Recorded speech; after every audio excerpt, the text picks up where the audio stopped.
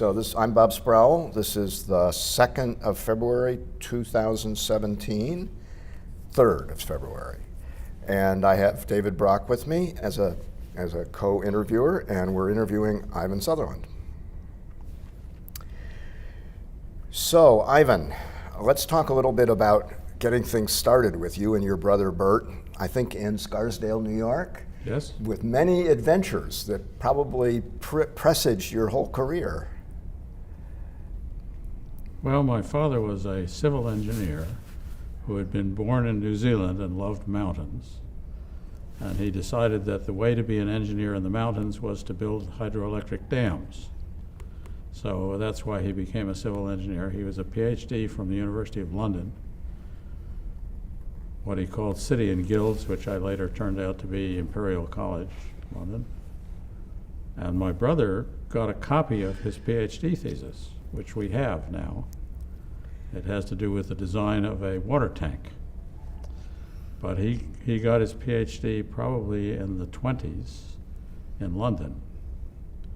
He had been an Anzac, a New Zealand soldier in World War I, and the New Zealand government arranged that their troops could be discharged in Europe, and then the New Zealand government would pay their fare home after spending a period in Europe to get education or travel or whatever they wanted to do.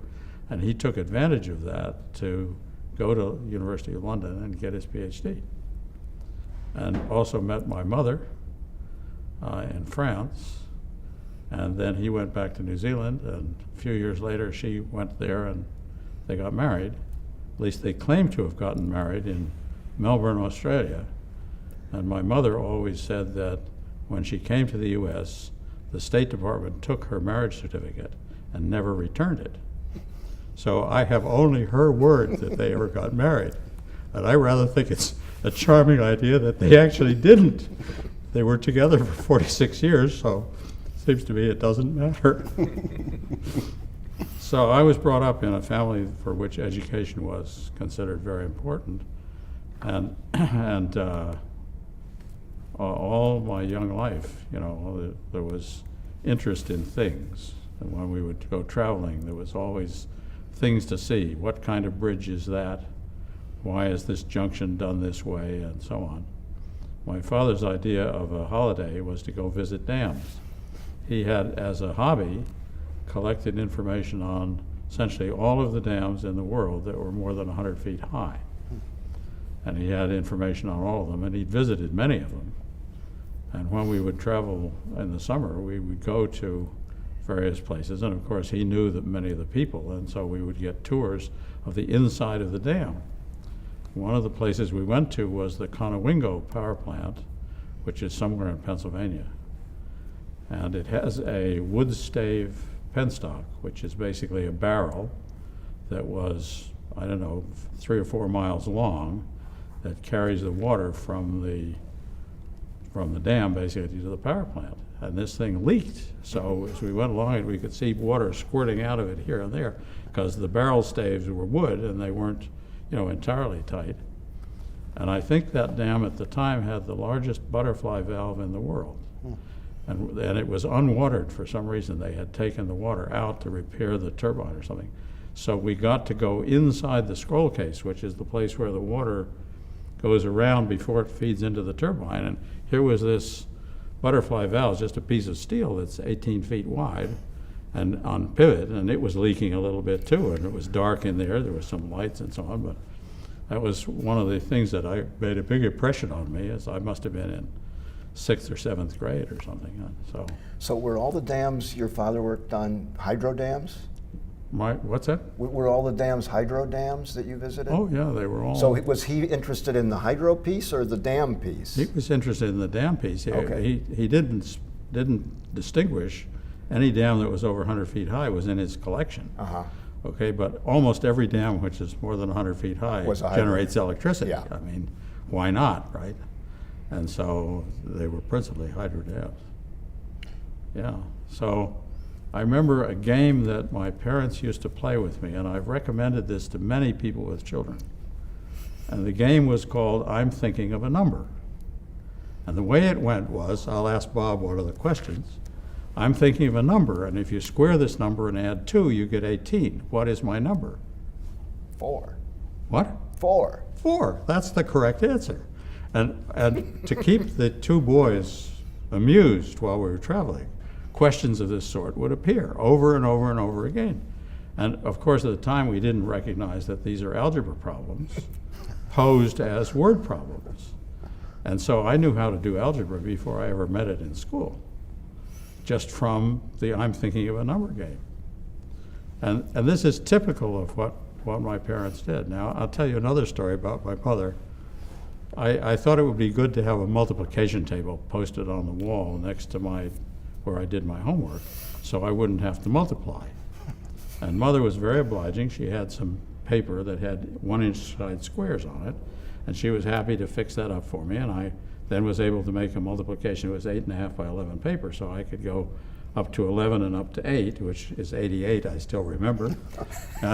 And I could fill out such a piece of paper, but it wasn't enough to be of help to me as a reference. So she was happy to Scotch tape together 4 pieces of such paper, and then I could make a multiplication table that went up all the way to 22 by 36. No, by 8.5 by 11, so by 16, right? So that was fine, but that's too much for a young fella to fill out in one sitting. So I would fill out a part of it, and then I'd fill out another part, and where was it to be kept between sessions? Well, it lived underneath the living room rug. It was put underneath because that was a nice place to keep it flat and safe. And I got it about 3/4 done, and the cleaning lady found it and discarded it. And that was a disaster. On the other hand, Mother had more 8.5 by 11 paper and was perfectly happy to tape them together for me, so I started another one. And I must have started 3 or 4 of those things and never finished one. And late in her life, I accused my mother of being the person who'd actually stolen it, believing that it was more important to be building such a multiplication table than to have one, which is correct, of course. And I thank her very much in retrospect for having stolen them. But she said no, with a very straight face. She said, no, I wouldn't do a thing like that. Unfortunately, my father was already dead, so I couldn't accuse him of the crime. But I'm pretty sure it was one of those, too, who disposed of my This is typical of the environment that I grew up in. I'll tell you another story about my mother. How did Bert and I learn the Morse code? Well, we were amateur radio. We wanted to be amateur radio operators. And to become an amateur radio operator, you had to know the Morse code. So we had a Morse key with a buzzer, was sitting on the table in the hall where you come in the door. There was a table there to accept mail and so on. And we would send code to each other and practice. And one day the mailman came in and he said, what's this? And he says, a Morse code key. And he started banging out Morse code faster than we had ever heard it. And it turns out he had been a radio operator in the Pacific Theater during World War II. Mm-hmm.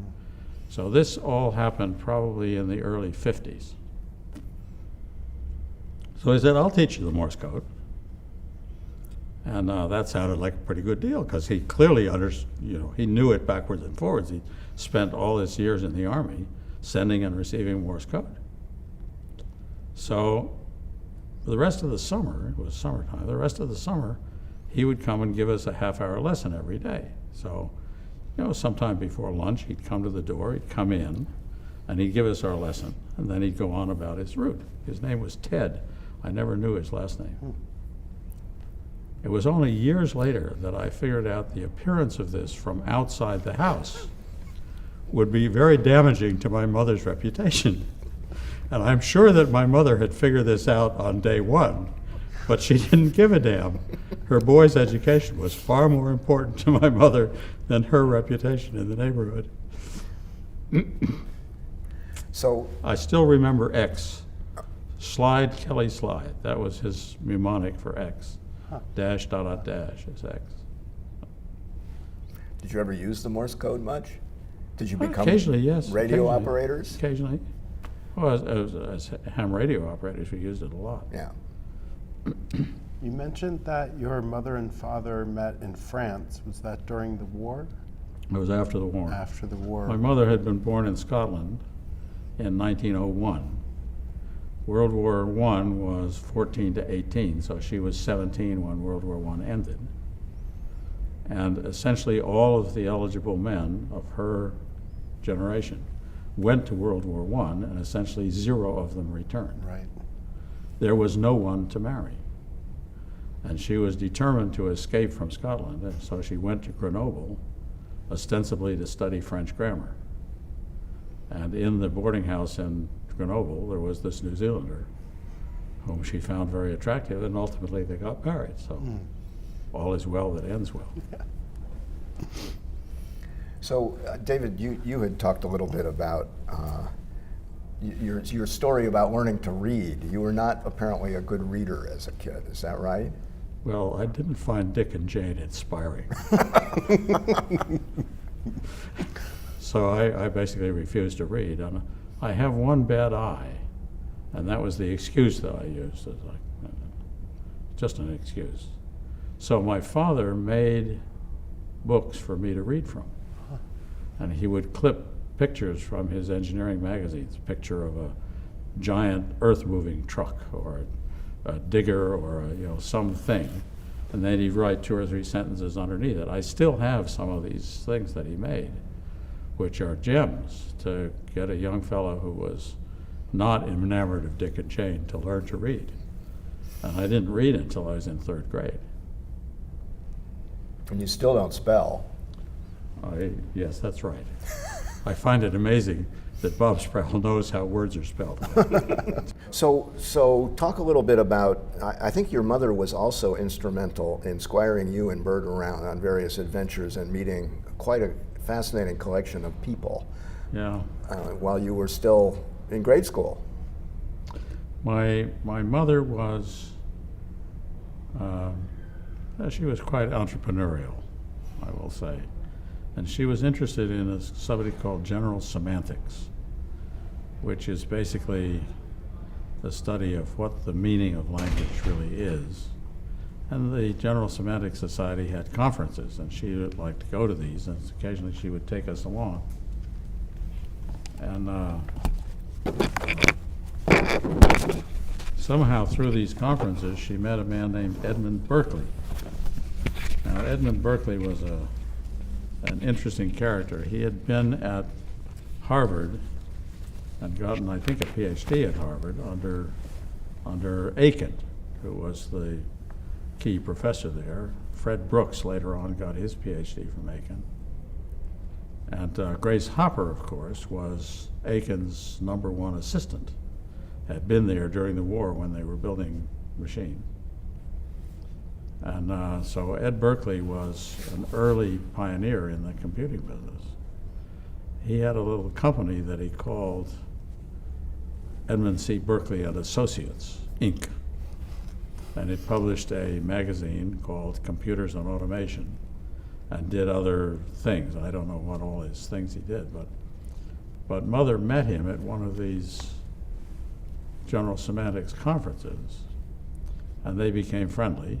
And Berkeley had quite a strong influence on both Bert and me in the early years. We used to go down to New York City. He was on 11th Street, I think, in New York City, and we'd take the subway to 14th Street and then walk the other 3 blocks. Bert knew the way. I wasn't quite sure of the way, but Bert would get us there, and we'd go see him in his offices.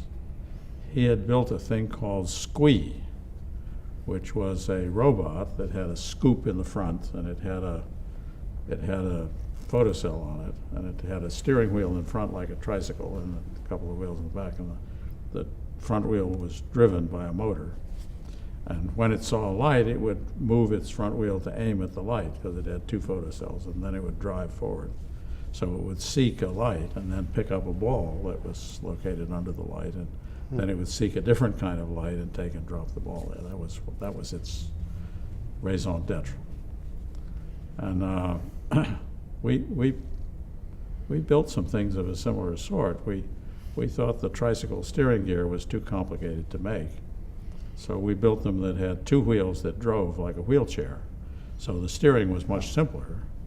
And it had two photocells, so if the left photocell saw light, the right wheel would drive forward. If the right eye saw light, the left wheel would drive forward. And the result of that was it would steer towards the light and go towards the light. And Bert and I made a series of these things, different sizes and different technologies and one thing and another. And Berkeley encouraged that. He was very supportive and helpful. Now, Berkeley, I think, he claimed to be the person who named the ACM. And he told me one time that he called it the Association of Computing Machinery. Why machinery? He said, well, machinery is all kinds of things. The ordinary meaning is mechanical machinery, but there's also social machinery. The courteous words, please and thank you and so on, are what lubricates the social machine. And there's other kinds of machinery, the machinery of government, for example. And he said computing machinery is clearly computing engines they're called engines after all, they are machinery.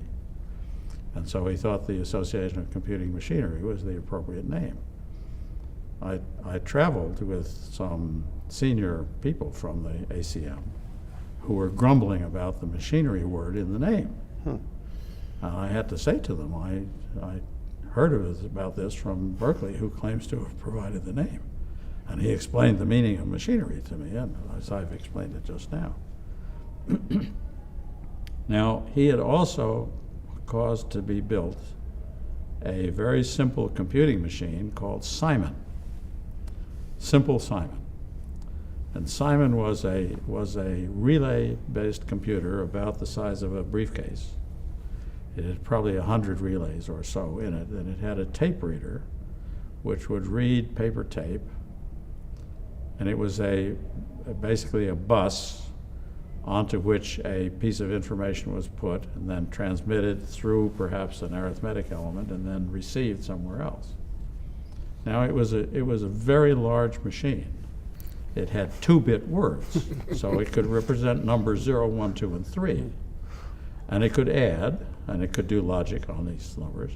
By dint of double precision arithmetic, it could add numbers up to 15 to other numbers up to 15. And we were allowed to take this thing home.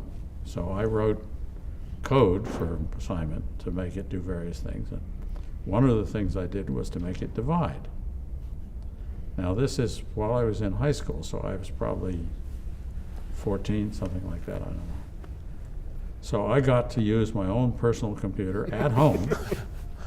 This is, 1953 or something, when this is an unheard of event, right? Now, the fact that I wrote a divide routine appears in Berkeley's book called Giant Brains. My name is mentioned, and he said there was a high school student who. The important thing about divide is that divide requires a conditional. And Simon was a paper tape operated machine, and it couldn't have a conditional. It had to run the tape from beginning to end, and although you could do logic, there was no way to do a conditional. So the first thing I had to do to make a divide routine was to add a wire to Simon to make it have a conditional. And the only conditional I could have was stop. So it had conditional stop. According to some number that was in Simon, it could stop or not. So my division routine worked by cases. Division by 0, it rejected immediately. Division by 1 was straightforward. It took the numerator and put it out. Division by 2 is not hard. You shift and put it out. Division by 0 was, half an inch of tape. Division by 1 was another inch of tape. Division by 2 was 3 inches of tape. The rest of the 6 feet of tape was division by 3. And I don't remember how I did it. I really don't remember what the code was. But it was a lot of code. And at the end of each step, if that was the divisor, it would stop. So it either divided by 0, it complained, or divided by 1, or divided by 2, or it went to the end of the tape. And it was quite a challenge to do that. Of course, how do you edit paper tape? There was a sign on a DEC computer I saw once that said, if there are computers in hell, they will use paper tape.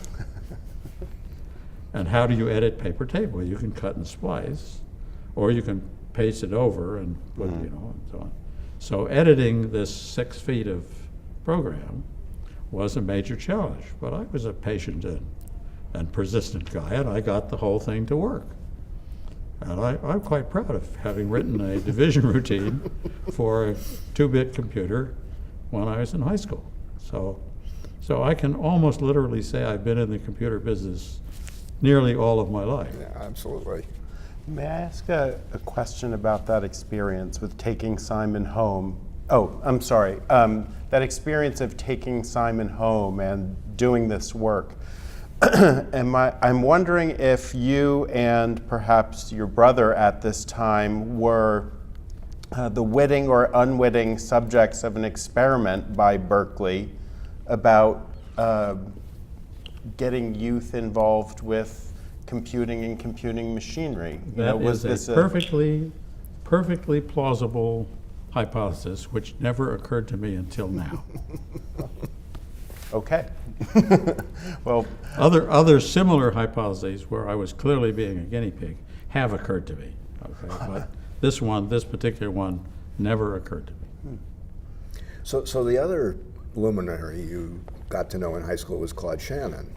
How did that come about? Well, Berkeley introduced us. Berkeley knew Shannon, of course. And Berkeley called Shannon up, I suppose, or sent him a note. Email hadn't been invented. I don't know how the communication was. And said, there's these 2 boys that you should meet. Now, my mother hated to drive. She was a very timid driver, and she hated it. And Shannon was, of course, at Bell Labs, which is 20 miles roughly south of New York City. And we lived in Scarsdale, which is 20 miles north of New York City, roughly. So this was a substantial drive. It would be a couple-hour drive before interstates had been invented. So it's much easier now than it was then. But Mother put us in the car and took us down to visit Claude Shannon. Years later, I wrote to Shannon when I was going to go to MIT and said, I'd like to visit you when I get there, and renew. And he remembered that visit. And he told me about it later on. He said he concluded when we arrived that the older brother, Bert, was visiting, and the younger brother, me, was tagging along for the ride. He said that was his impression during most of the visit. He said then towards the end of the visit, I piped up with some question, which he remembered. I don't remember what the question was, but he remembered it as a penetrating question, which made it quite clear that there were 2 of them.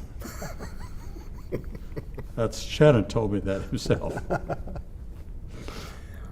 But yeah, I thoroughly enjoyed the visit. I remember quite vividly some of the things he showed us. He showed us the machine that played a game for making a path from this end of the board to that end of the board, and the opponent made a path from this end of the board to that end of the board. And it was not possible for both paths to be created. And this machine was built with thermistors, which every time the victim pushed a button, it would light the victim's light. Then a little while later, the machine's light would come on in a symmetric place, which was a winning strategy. Yeah.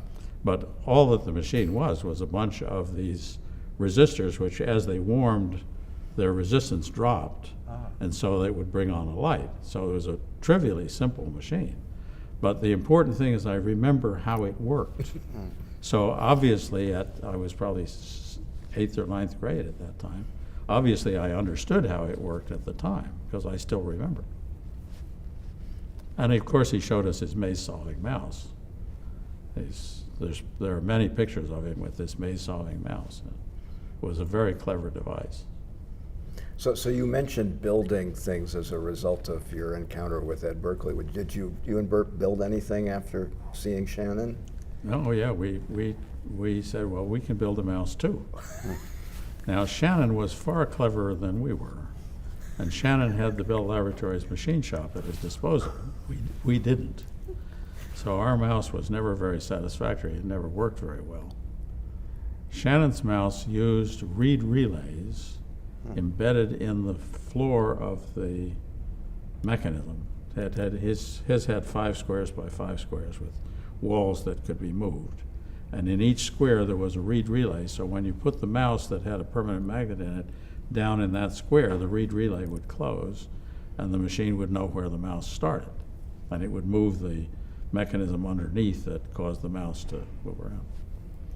And we didn't have reed relays, so it was a much harder, we had a much harder task than his. So are there any other memorable sort of high school? Yeah, were you headed toward a life of engineering while you were in high school? One of the things Bob and I found yesterday as we went through the storage place was a telephone dial. Do you remember I said that's Yes, a telephone you did. dial? Now, when I was in high school, the telephone company was a controlled monopoly. And getting equipment for telephones was like finding teeth for hens. And we wanted a telephone dial because we had ambition to build an adding machine. And somehow Mother got us a telephone dial.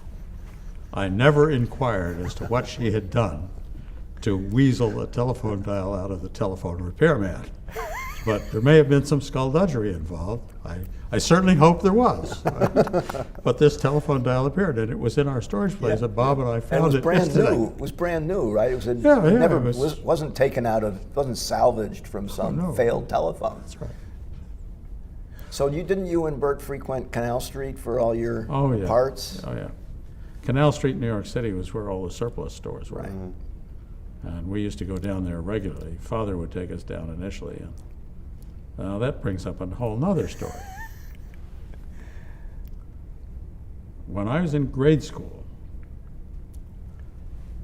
Father purchased for $50, I believe, and that was quite a lot of money in those days, a machine. And this machine was 100 pounds or so of fine ball bearings, shafts, flexible couplings, cams, handles, prisms, periscopes, all kinds of stuff. And I found out much later, I found that it was a Sperry P4 computer. Wow. And you can find on the web, you can find things about the Sperry P4 computer. But I had one.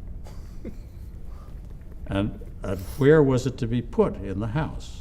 I mean, it had to be somewhere where the boys would, interact with it regularly and where they'd be comfortable, Well, it was put in the kitchen. I mean, this is the center of family life in a reasonable household. So it was put in the kitchen. It had a periscope that stuck up. So it was mounted on a low table. You could peer in, and then it had handles that you could turn, and the periscope that stuck up the top would turn correspondingly. Turns out it was the gun control computer for a B-25 or B-19, I don't know which airplane it was for. And it had this periscope that stuck up the top so you could see the enemy aircraft and aim at them, and then it had firing buttons, and it would adjust the position of the machine guns to lead the opposing aircraft by the right amount and so on. Well, it had a second periscope. The second periscope was 6 feet tall, and we had no idea where it fit. Now when I say we, I certainly had no idea where it would fit. Whether my father knew where it went, I don't know. I never asked him. But one day I discovered where it fit. It would fit on the bottom. It was obviously the periscope that looked out the belly of the plane. Well, it was a pity if we couldn't mount it, right? Well, it was in the kitchen. Well, a hole was cut in the floor, and the periscope was duly installed, so it stuck down into the basement. I mean, this is typical of what my parents did, right? This is all in the interest of the education of their boys. And I remember many things about this computer. One of the things it had in it was a ball and disc integrator. A ball and disc integrator is a disc which turns at some fixed speed. There's a ball that rests on the disc, which then couples the disc to a shaft. So depending on the position of the ball, it's a variable speed drive for the shaft. And this was used to control the motion of the periscope. So as you turned the handles, the periscope, if you turned more, the periscope would turn faster in that direction so you could track the enemy aircraft, probably. But I remember seeing that and figuring out how it worked, and discussing it with my father and so on. And so, the notion that you could make mechanical devices of this sort was clear to me before I ever entered high school. Was this something that got taken apart and put back together and still worked, or? No, this was never taken apart. A pity. And I gave it to my daughter for the grandchildren, and she gave it to a museum in New Jersey, so I believe it's in a museum now in New Jersey. But I discovered what it was and looked it up on the web, and there's information about it. I said, I recognize that. Oh, and then I was visiting somewhere else.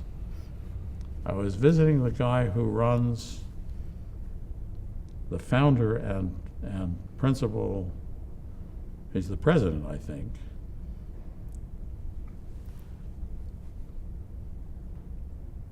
of Centaur.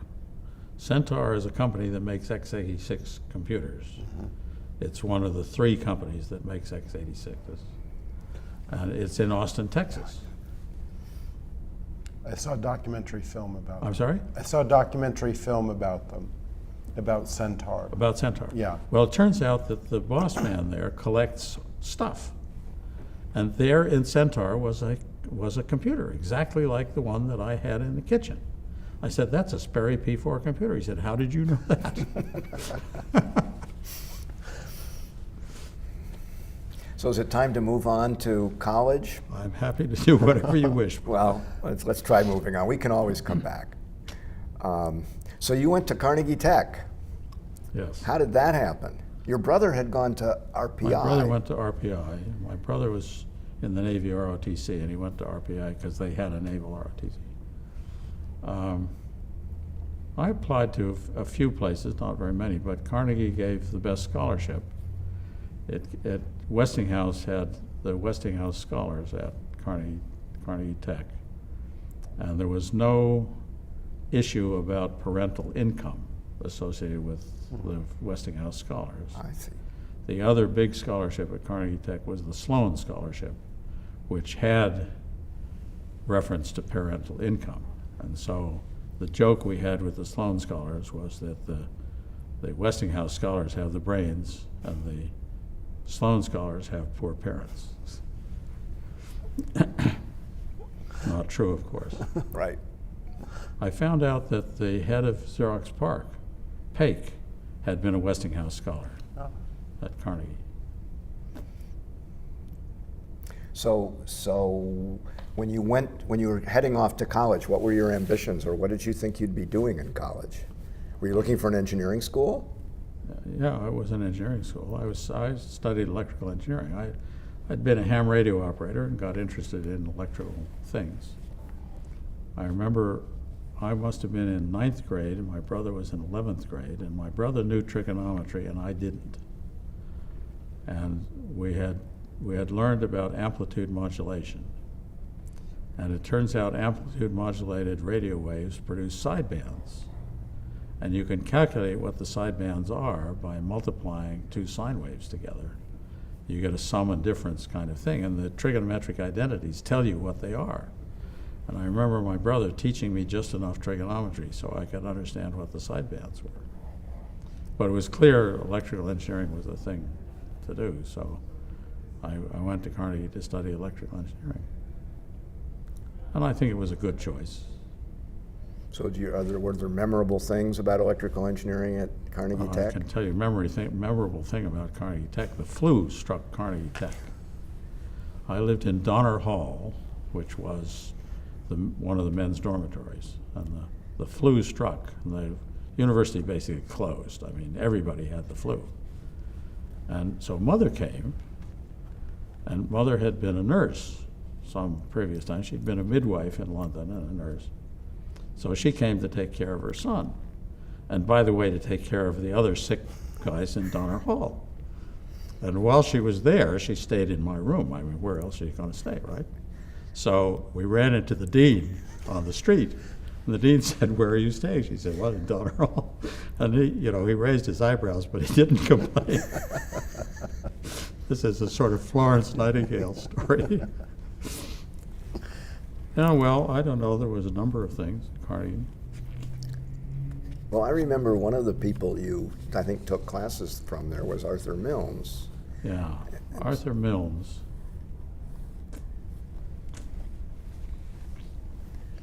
Yeah. circuits, maybe?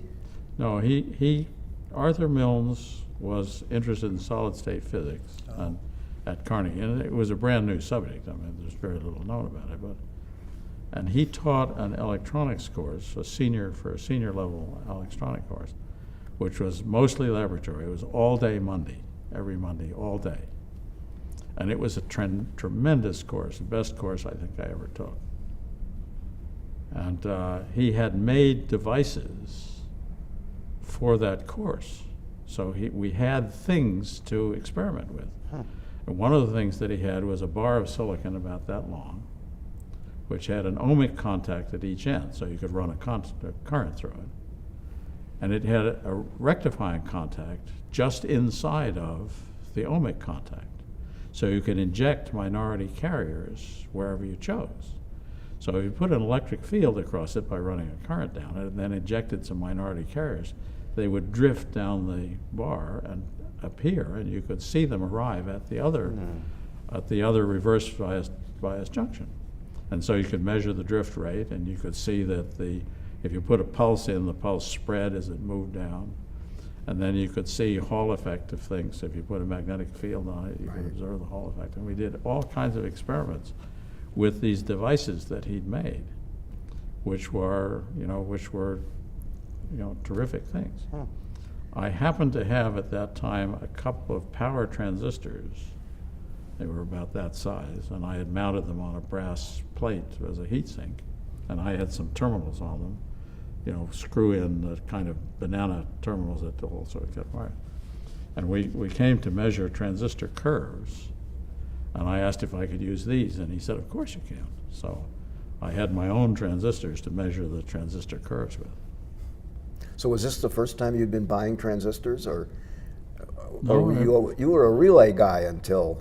I had done some relay stuff, but then, no, transistors came in, and I remember somehow from Bell Labs, my mother got half a dozen transistors when they were brand new, point contact transistors, brand new. And we had these. Nothing. They were never fired up, as far as I could tell. But then, as part of these ventures of building light-seeking robots, we got transistors. The CK722 came out, and you could get a CK722 for a couple of bucks. I think the price came down to a few pennies later on, but they were in little blue cans. And so we had those, and we made circuits with them to amplifiers for the light to then drive the motors, right? So I had made quite a number of transistor circuits early on. But Milnes's course was an eye-opener. Now, the other very good course that I had at Carnegie was a course called something about magnetics.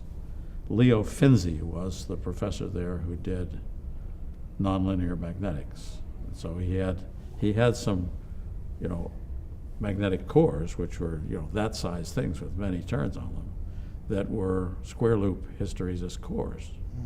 And we did a bunch of experiments with those for magnetic amplifiers of various sorts. And one of the experiments we did was you had a small core and a big core, and you hooked them up. And as you switched the small core with a rectifier, after several switches, the big core would have gotten enough drive to switch also, and you could see that. You could see it stop changing as you did. So there were a number of experiments of that sort which remain vivid in my mind. For I guess the laboratory stuff that I did at Carnegie was the best part of the instruction I had. I also remember the motors. There was a rotating machines course. And these weren't, this size stuff. They were this size stuff, right? With banana plugs that were 1/4 inch in diameter that went in, and cables that were, number 2 wire or something.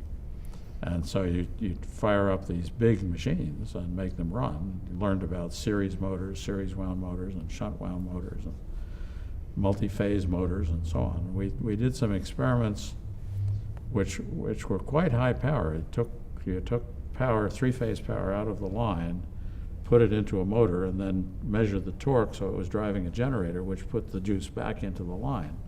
So you didn't actually consume very much energy, but the energy in the pieces of rotating machinery was quite high. I've had fun at Portland State talking with the guy who teaches rotating machinery at Portland State and you know, asking him questions. And I asked him one question which I don't know the answer to, and he didn't either. Is if you look at three-phase transmission lines, they appear in the towers appear in various shapes.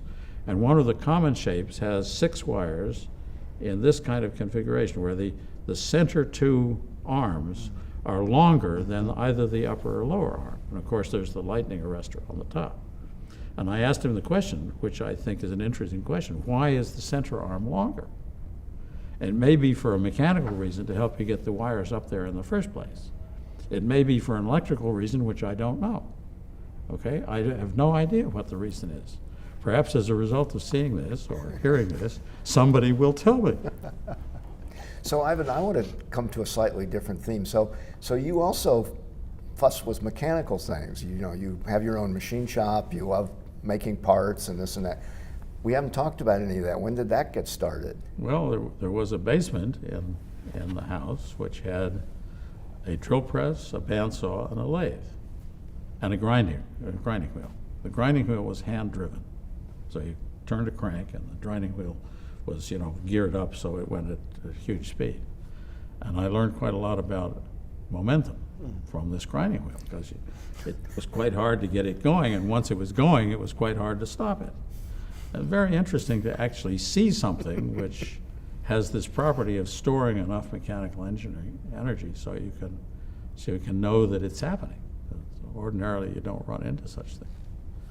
There was a lathe. It was a South Bend 6-inch lathe, which my brother still has. It had change gears on it to do. It was a thread capable of cutting threads, but you had to get the right ratio between the turns of the spindle and the drive of the screw that made you threads. So it had a bunch of gears that you could put on and take off. And then there was a bandsaw. I was allowed to use the drill press early on. Drill press not very dangerous. I was allowed to use the lathe under supervision from my father. And later on I was allowed to use the bandsaw. I cut myself rather badly on the bandsaw one time. I was doing something I shouldn't have been doing.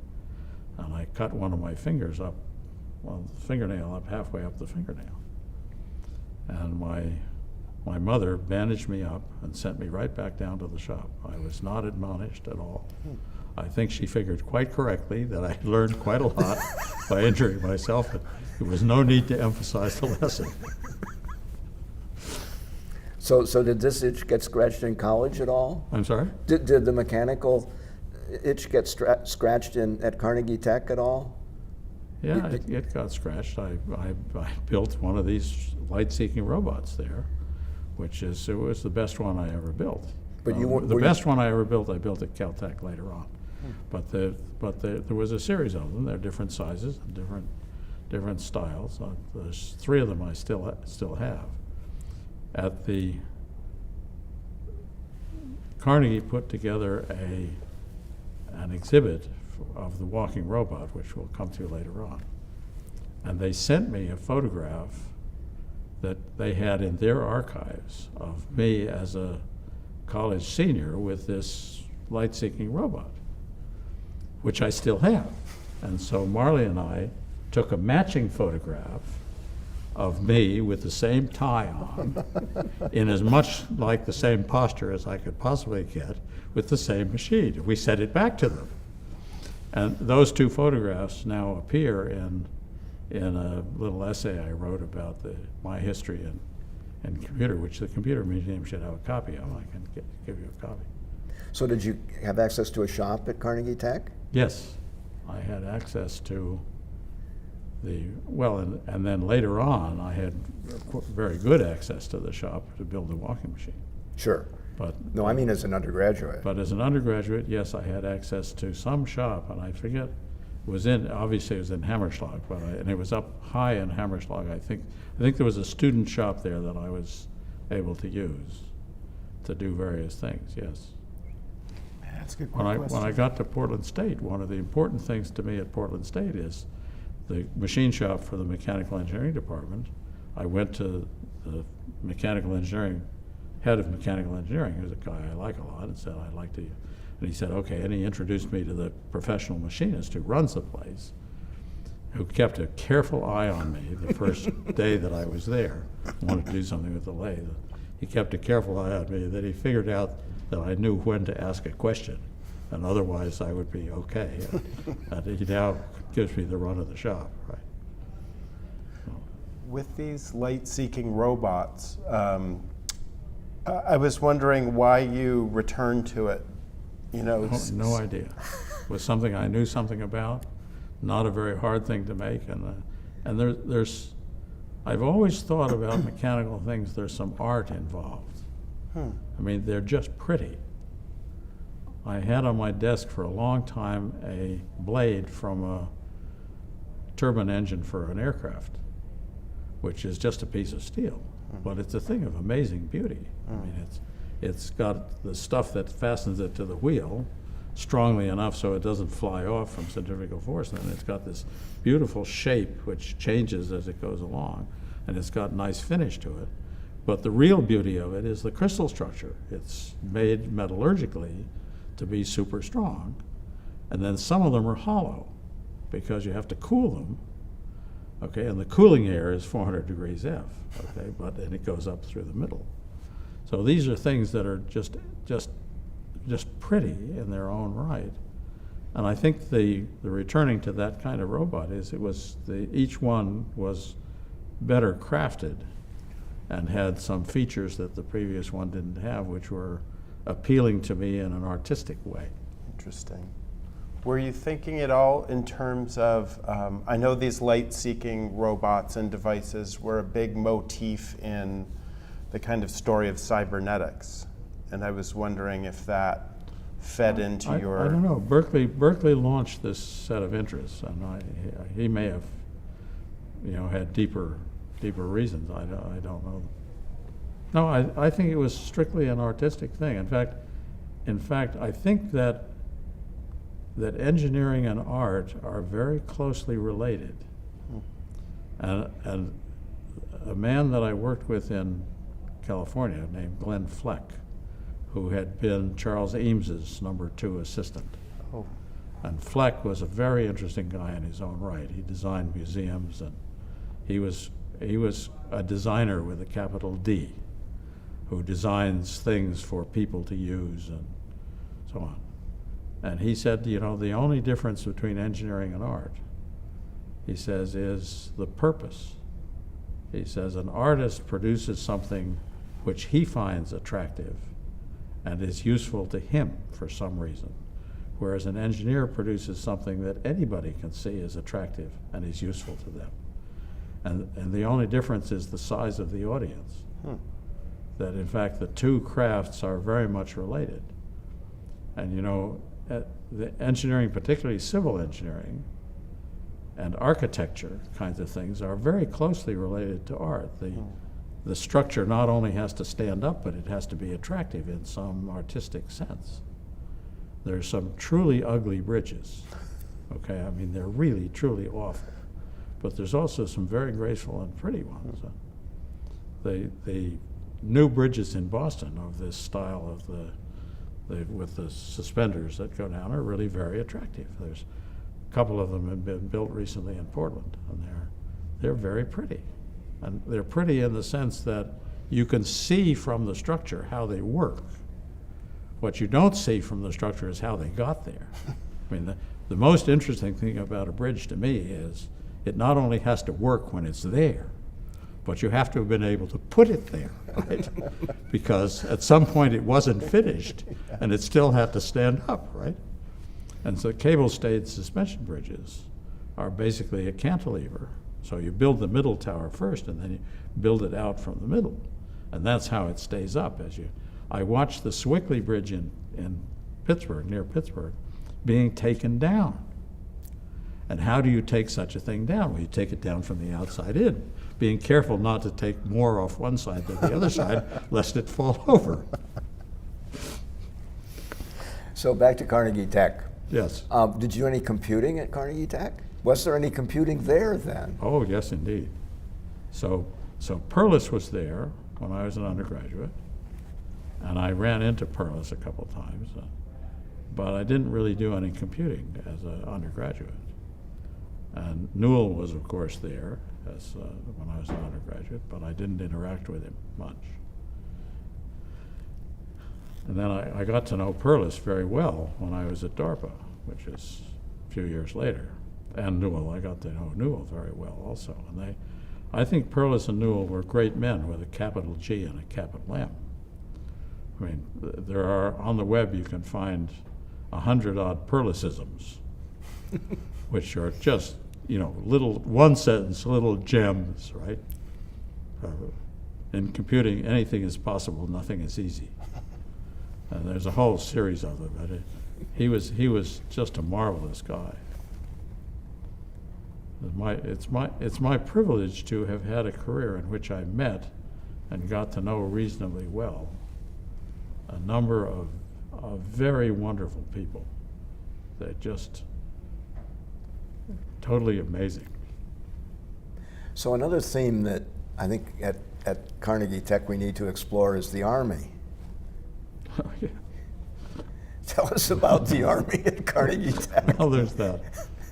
So I was in the Army ROTC.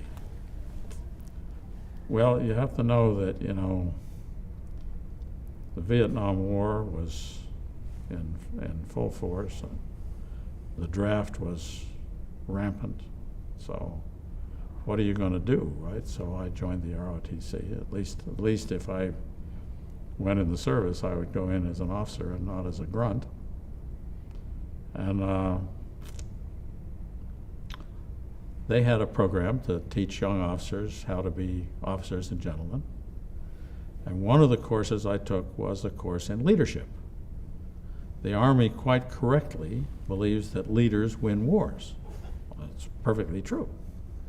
And so they gave us a course in leadership, thinking incorrectly that they could teach it. Okay. But what they taught instead was sort of case studies of great leaders. Patton carried pearl-handled revolvers. He was known for that. And MacArthur had a little dog that he took around with him. And what I took out of that was that the great leaders allow their humanity to show. Churchill smoked a cigar and had a big grin and held out. And Eisenhower was known for his smile and the Eisenhower jacket and so on. So I think these people allow their humanity to show, and that seems an important thing. And that's one thing. And the second thing is they're eloquent. That if you're to lead people, you have to be able to explain to them what it is you want them to do. And you can't do that if you're an inarticulate person. But other than that, what is leadership? I've developed an operational definition of leadership. Leadership is rare. Why is it rare? Leadership is that property of a human being which will cause 100 or more others to follow him. It follows that it's at least only 1 in 100 skill, right? And if great leaders, will cause 10,000 or more people to follow them. So it must be a 1 in 10,000 skill, right? But how you teach it is, a mystery to the U.S. Army, in fact, mystery to everybody. It's some property of a human being that's a combination of articulateness and appearance, carriage, conviction, trust, a whole bunch of things that are kind of ephemeral things. So, shall we move on? Next was Caltech, which you went to right after Carnegie Tech. And by now you must have had some inkling of where you were headed, yes? Besides West? Well, I was headed for a PhD. That was perfectly clear. Okay. My father had one. There was no question that that's what I would do. And I don't know that it was an ambition, but it was clear. The head of the electrical engineering department at Carnegie Tech was Everard Mott Williams. And Everard Mott Williams called me into his office when I was early in early in my senior year, I guess, maybe late in my junior year. He said, every year I need to discover what the price of a graduate student is. What's the going rate for a top quality graduate student? He said. So I will have the departmental secretary fill out your forms if you are willing to apply to the following 15 graduate schools. And he said, and I will pay the application fees. So I applied to nearly everything that was plausible, okay? And the deal was that I had to show what the responses were to Williams. And this was how he, sensed what the competition was doing. And I had met in Pittsburgh a woman named Marcia Hermina Getting.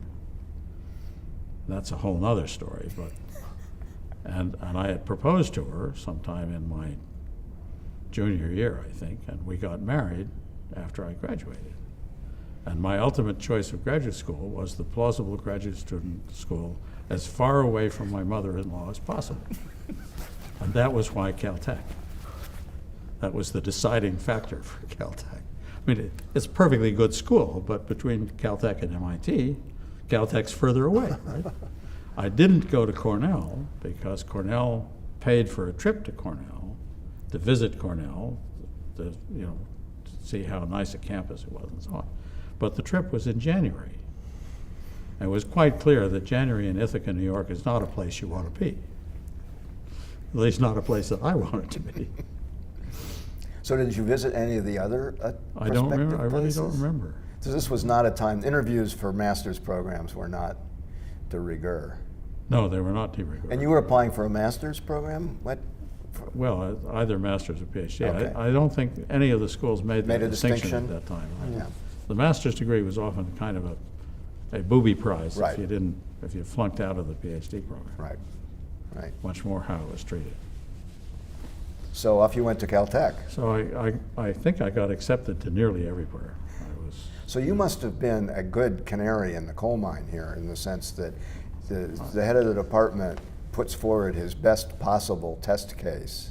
I think that's what Williams was doing. I graduated #1 in the double E class, so I mean there was some grade evidence To that get that all was true positive also. responses. I mean, the whole Right. the whole scheme only works on Yeah. acceptances. Now, That's I've told right, this yeah. story to any number of undergraduates because it's a true story, and I think it is typical of folk of that age. At least I hope it was typical. I remember walking down the corridor in the Hammerschlag Hall as a senior, hoping that I wouldn't run into any of the faculty because I was a little frightened of them. And it's only years later that I figured out that a faculty member would be delighted to spend, a few minutes talking with a bright student. I had no idea that would be their response to this. I didn't want to consume their time unnecessarily and so on. And I remember that sense of fear of the faculty. And I've shared that with any number of young people to explain to them that, these older folk are just folk like everybody else, right? But I certainly didn't understand that then. So Marcia and I went off to Pasadena, which was a good thing. And had you ever been that far west before? Well, maybe on TAM visits. No, I had been that far west. I went to summer school at the University of Colorado between my freshman and sophomore year, and at the University of Washington between my sophomore and junior year. So I had been west, yes, I had definitely been west. I was in Seattle all one summer at the University of Washington, UW, I've learned later it was called, and with a view of Mount Rainier down to Rainier Vista. And I took a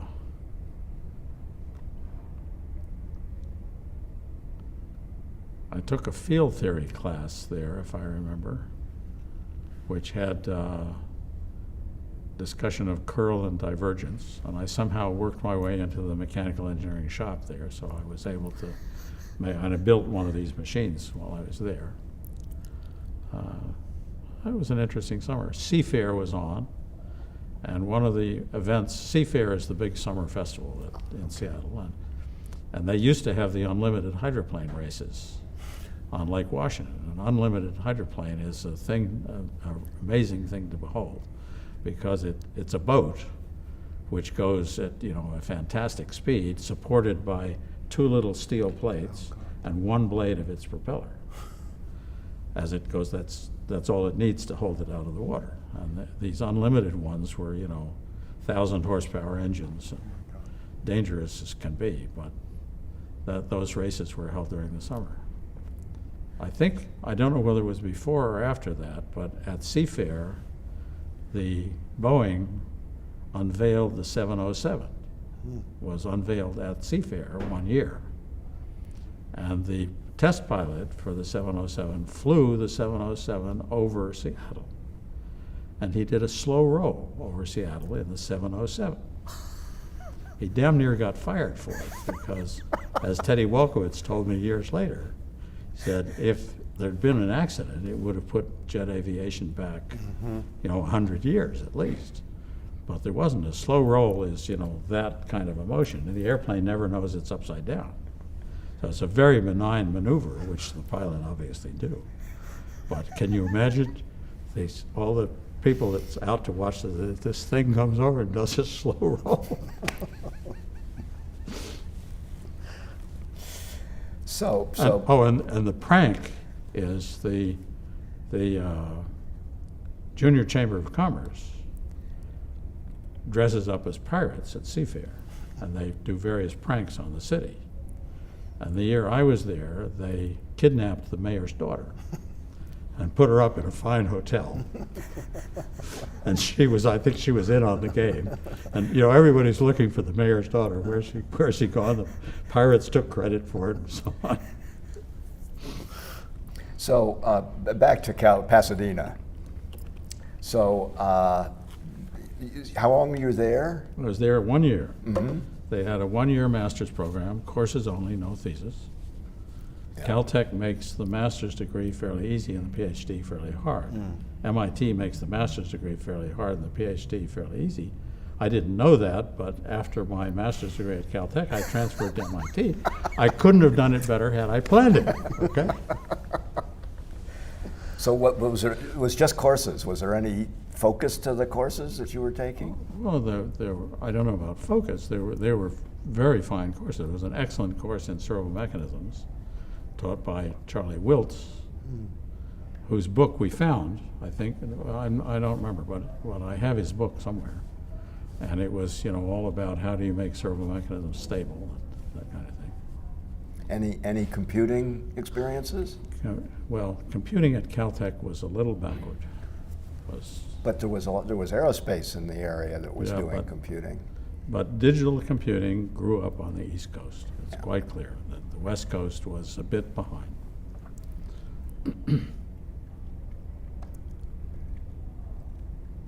So one of the reasons I went to MIT was to do computing. And Marvin Minsky and Oliver Selfridge came out from MIT, and I had lunch across the table from them at the Athenaeum. And they were waxing eloquent about computing at MIT and about the TX0 that was there for students to use and how it was all going on at MIT. And I listened carefully to that and said, that's what I want to do.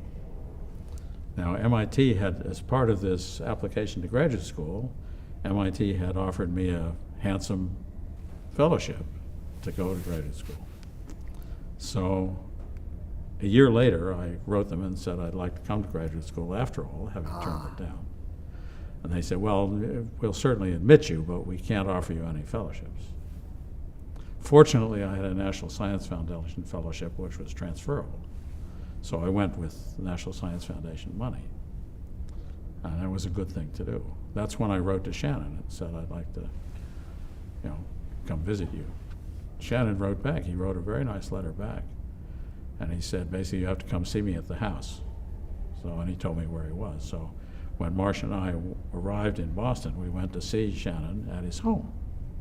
Marcia was 8 months pregnant with Juliet. And Betty Shannon put her arm around Marcia and said, "Come with me. You will need this baby keeping equipment. You'll need these baby bottles. You'll need this sterilizing equipment. You'll need this diaper rack. We're finished. You can just have them." Okay, and that was the beginning of a wonderful relationship in which Claude and Betty Shannon served in loco parentis for this graduate student and his wife. And it was, you know, it's the way a professor and graduate students should interact. I mean, in some sense, your major professor in graduate school is acting in loco parentis for you while you're there. And many of the graduate students that have been in my care and are in our care now, we treat that way. We recognize, both Marley and I recognize that we are acting in loco parentis for these. So, but MIT was a foreign territory in terms of who was, besides Minsky and Selfridge and Shannon, I mean, what was the department like? What were the facilities like? What were other students doing? How did you navigate? I don't know, carefully, I guess. Well, so here's a key question. You ultimately wound up working out at Lincoln.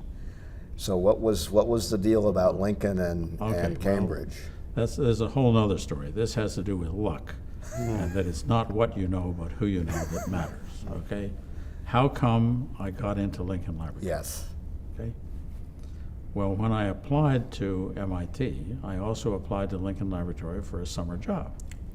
Internships had not yet been invented, but summer jobs were, you know, well known. Only the name has changed. So I applied to Lincoln Laboratory for an internship. And Marcia is pregnant, so, you know, having some resources is kind of important. And didn't hear anything. No news. Got to be February, March, no news. And then a note came from Lincoln Laboratory saying, "We're happy to offer you this summer job." So this would be between Caltech and MIT. That's right. This is after so February and March is while I was at Caltech, right? Right. So years later, I found out what had happened. And it's a good thing I didn't find out at the time, because I might have been deeply offended. Turns out that Marcia's uncle was a man named Ivan Getting, first name spelled the same as mine, but pronounced in the proper way. Do you know who Ivan Getting was? A well-known physicist? What's that? A well-known scientist or mathematician? Ivan Getting wrong? was the founding president of Aerospace Corporation. Okay. He had been a Harvard Junior Fellow. He'd been a Rhodes Scholar. He was the VP of Research at Raytheon when the microwave oven was first developed. He was a early member of the National Academy of Engineering, not a founding member, but I think the first year or something. I mean, he was a first-class top guy. Right. I had met him when I was courting Marcia. I was a junior or senior at Carnegie Tech, and he had come to dinner at his brother's house and asked to spend some time with me afterwards. And I went and talked to him. He was a nice man. And after I'd talked to him, Marcia said to me, "How did the interview go?" and it's evidence of my naivety. I had no idea this was an interview. I was just having a nice chat with this nice man. And apparently I passed, because I was allowed to marry and then I absolutely knew that I'd passed on the next visit that Uncle Ivan made, when his brother turned to him and called him Ivan rather than Ivan. Okay, that was convincing evidence that the family had accepted me, right? So he had been chief scientist of the Air Force when Lincoln was founded. Okay. So he had had something to do with Lincoln Laboratory being formed. And he apparently had visited there and said, "I'd like to see Ivan's application."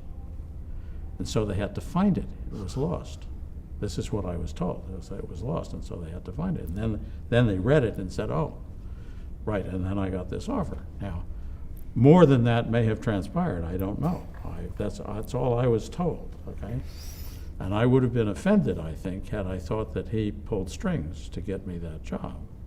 Because I was all for getting things on my own merits. what I've realized since is that I had to trust him to have decided what my merits were. And that if he pulled strings because he thought it was good for Lincoln Laboratory and not just good for me. And you know, personal references are very valuable. And one has to recognize that personal references are based on personal knowledge, which is the most valuable thing you can have in making a reference. But at that time I was kind of a purist, and I might have turned the job down had I known that he'd had something to do with it. Anyhow, that's how I got to Lincoln Laboratory. So if it was a summer job, I mean, they gave you an assignment, you had something to do. Yes, I had a summer job. Right. The tunnel diode had just been invented. Oh. And Mitchell, I forget what his first name was, my boss, gave me a tunnel diode and said, see what you can do with this. Now, a tunnel diode, you must be an electrical person. You've asked questions that are relevant to this. Well, I'll explain myself over lunch. So a tunnel diode is a nonlinear device which exhibits negative resistance. Unlike a neon tube, which is similarly, the neon tube has peculiar voltage characteristics. The tunnel diode has peculiar current characteristics. Mm-hmm. So you can make a relaxation oscillator with a neon tube, it makes a flasher. Or you can make a relaxation oscillator with a tunnel diode. And this is, I had a master's degree, but was just starting as a graduate student. And I was given this tunnel diode and said, see what you can do with this. Well, I wound 10 turns of wire around a pencil and hooked that on a dry cell, 1.5 volt dry cell, in series with the tunnel diode.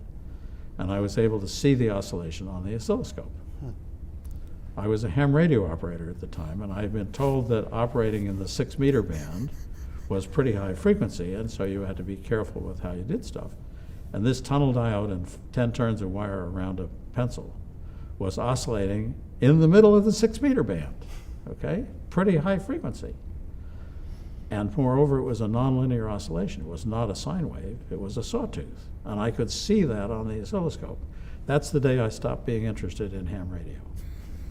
Nonlinear electronics is far more interesting than the linear stuff that radio is largely built around. And it was quite a vivid experience. Yeah, right.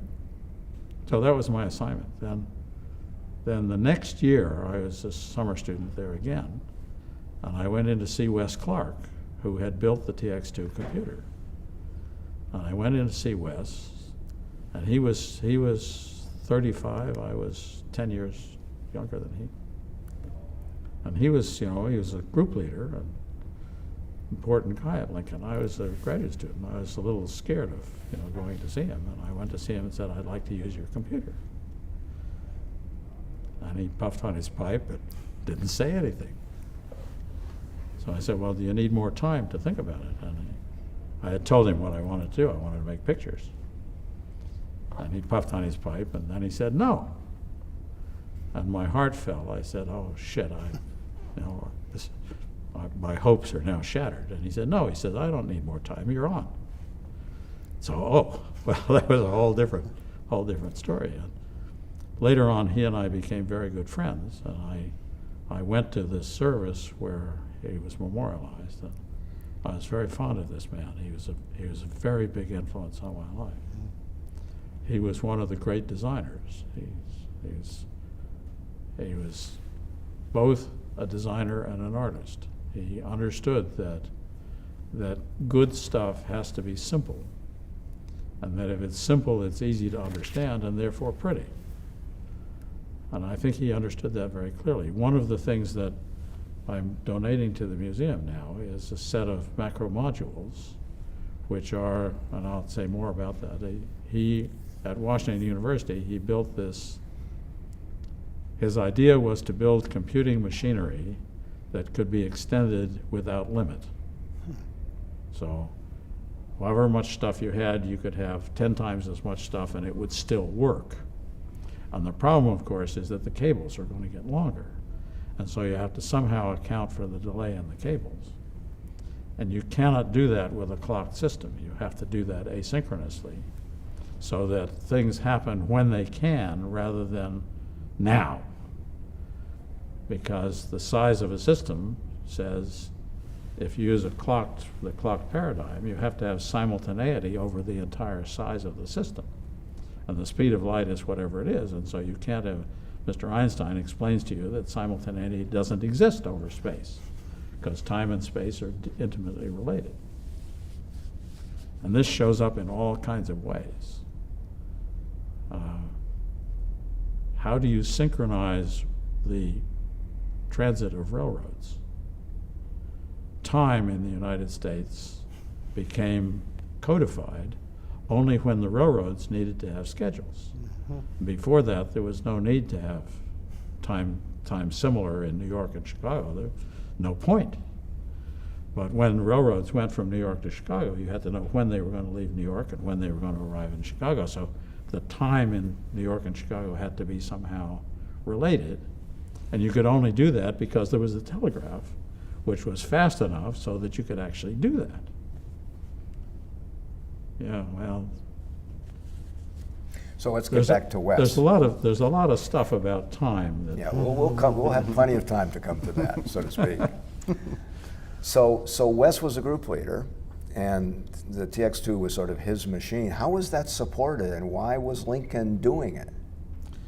Lincoln was supported by the Air Force to explore, the needs of the Air Force for technology. Transistors had recently been invented, and so the group that Wes headed, Wes had worked with Jay Forrester. He had been part of Jay Forrester's activity earlier, which was supported by the Navy. And so he'd had quite a lot of history of advanced computing. But what they wanted to do was to figure out what the operating behavior would be of transistors in large numbers. And so they built TX0 and then TX2 for that purpose, and the Air Force paid for it for the purpose of not computing, but for the purpose of understanding the behavior of large numbers of transistors.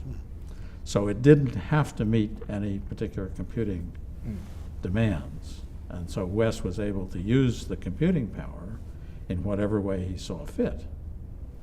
And Wes did something which I think shows enormous perception of the future.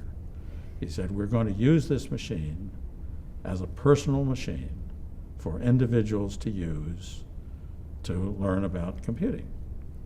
And that didn't become common for many years, till many years afterwards. So Wes took TX2 and treated it as a window into the future of what computing might be if everybody had one of his own.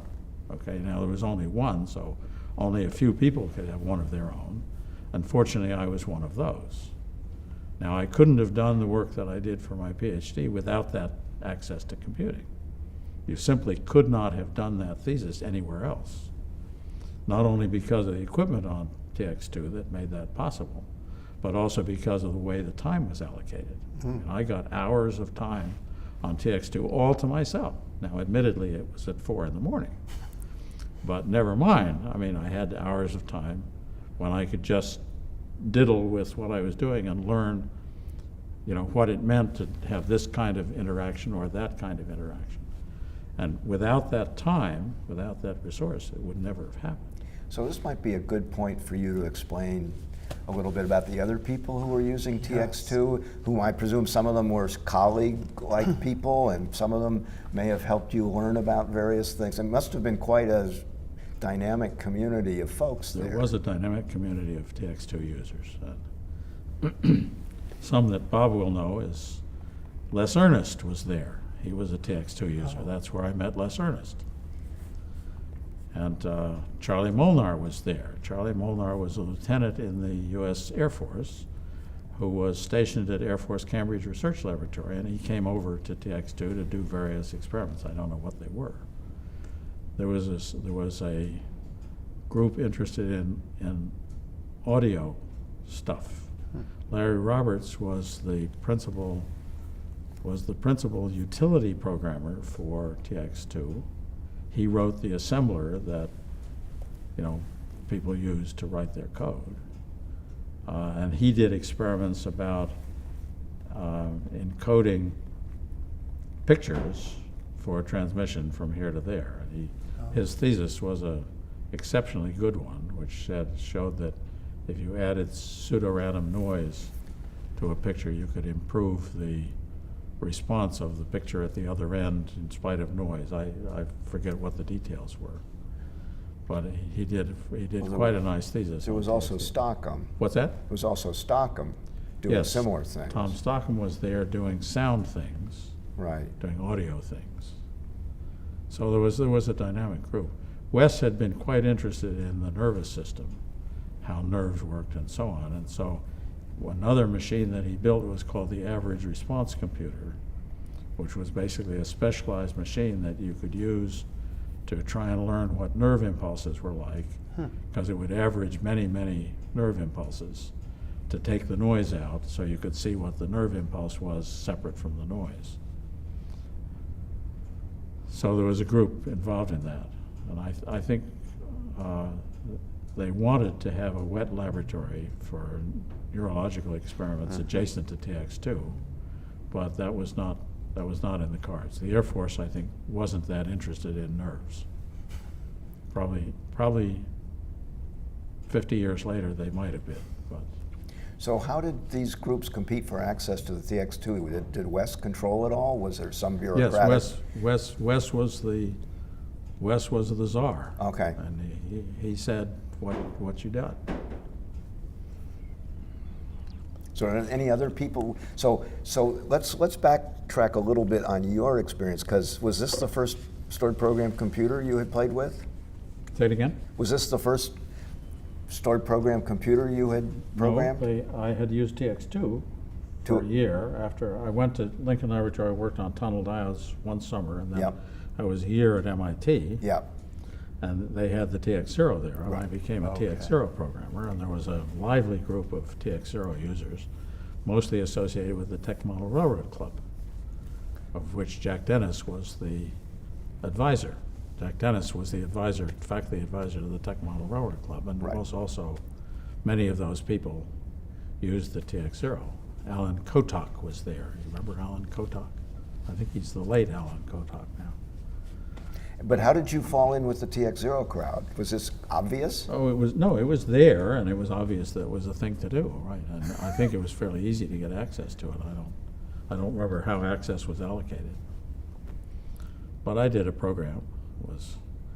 Somebody said it was one of the more far out programs. It was a maze solving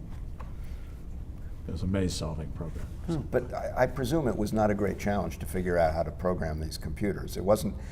One didn't have to take courses or learn at the elbow of so and so. You just figured it out. I mean, I don't know how you learned.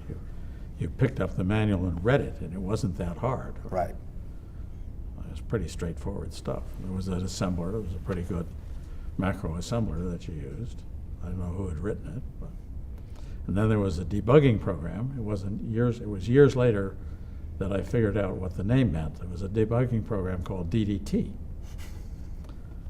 And the TX0, the debugging program was called FLIT, F-L-I-T, which was the hand-pumped sprayer that you used to kill insects.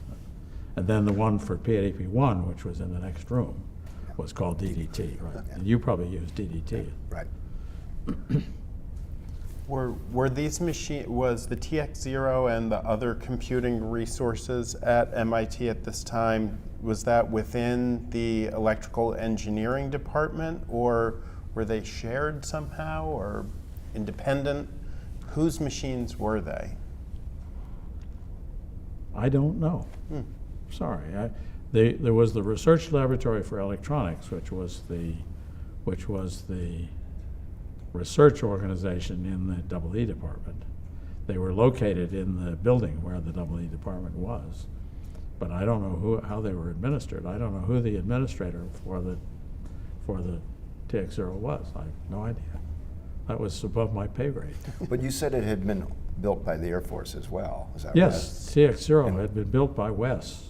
at Lincoln Laboratory. And Right. then they And then- decided to move it to the Right. campus as the right disposition for it when it was, no longer useful as a test bed.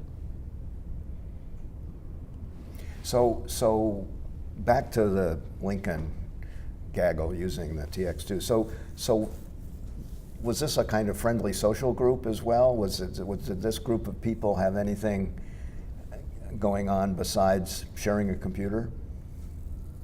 Well, there was some social interaction involved, but not a whole lot. I wasn't a particularly social person at that time, but I went to some parties. One of the guys that was around the TX2 was Tom Stockybrand. Tom Stockybrand was a character and a half all in himself. I mean, he's a Caltech graduate who he wanted to come to a demonstration that I was giving of Sketchpad one time, and he asked Fred Frick, who was the big boss, whether he could come. And Frick looked at him and said, "Well, you're wearing shoes today, Tom, so certainly you can come." That gives you some insight into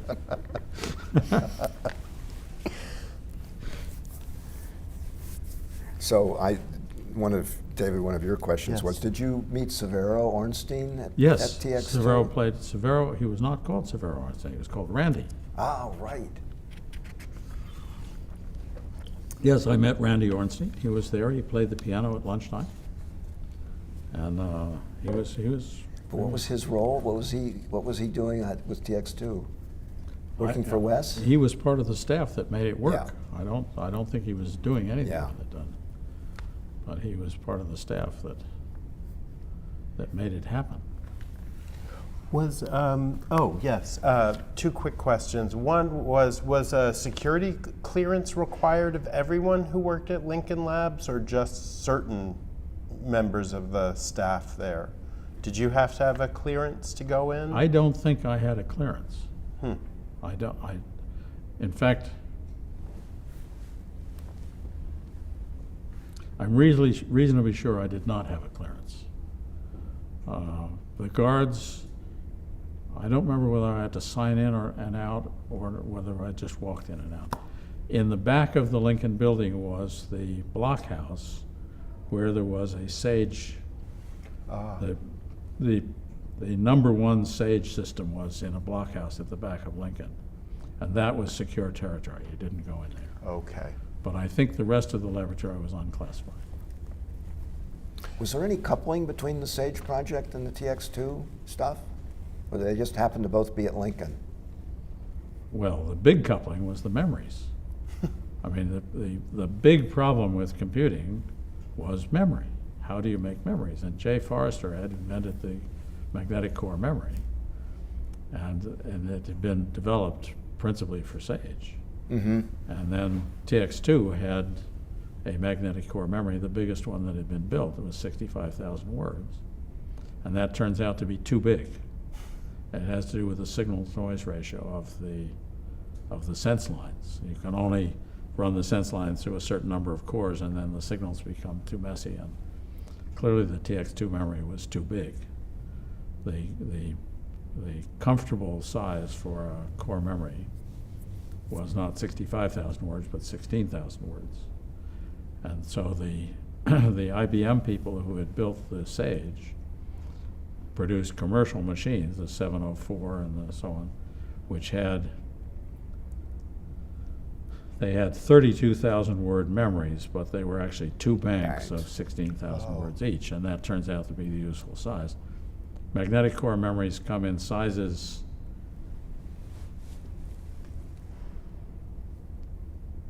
exponents of 2, but they're always even exponents of 2 because they want to be square. So if you make them twice as big, they're actually 4 times as big. So it's 2 to the 2n for some value of n. So that's why you get 16 and then 64, not 32. 32 would not be a square memory. In terms of other TX2 users, I believe in listening to or watching a lecture that you one time gave, you talked about Herschel Loomis, who I think was doing also some screen-oriented work with the TX2. Herschel Loomis did the first graphics program on TX2, and he made basically Etch-a-Sketch. He programmed Etch-a-Sketch. You know, he had knobs, and when you turned this knob, the dot moved that way, and when you turned this knob, it moved that way. so you could draw using the knobs, but it was pretty awkward and pretty crude. And the line would The persist. line would persist, right. Huh.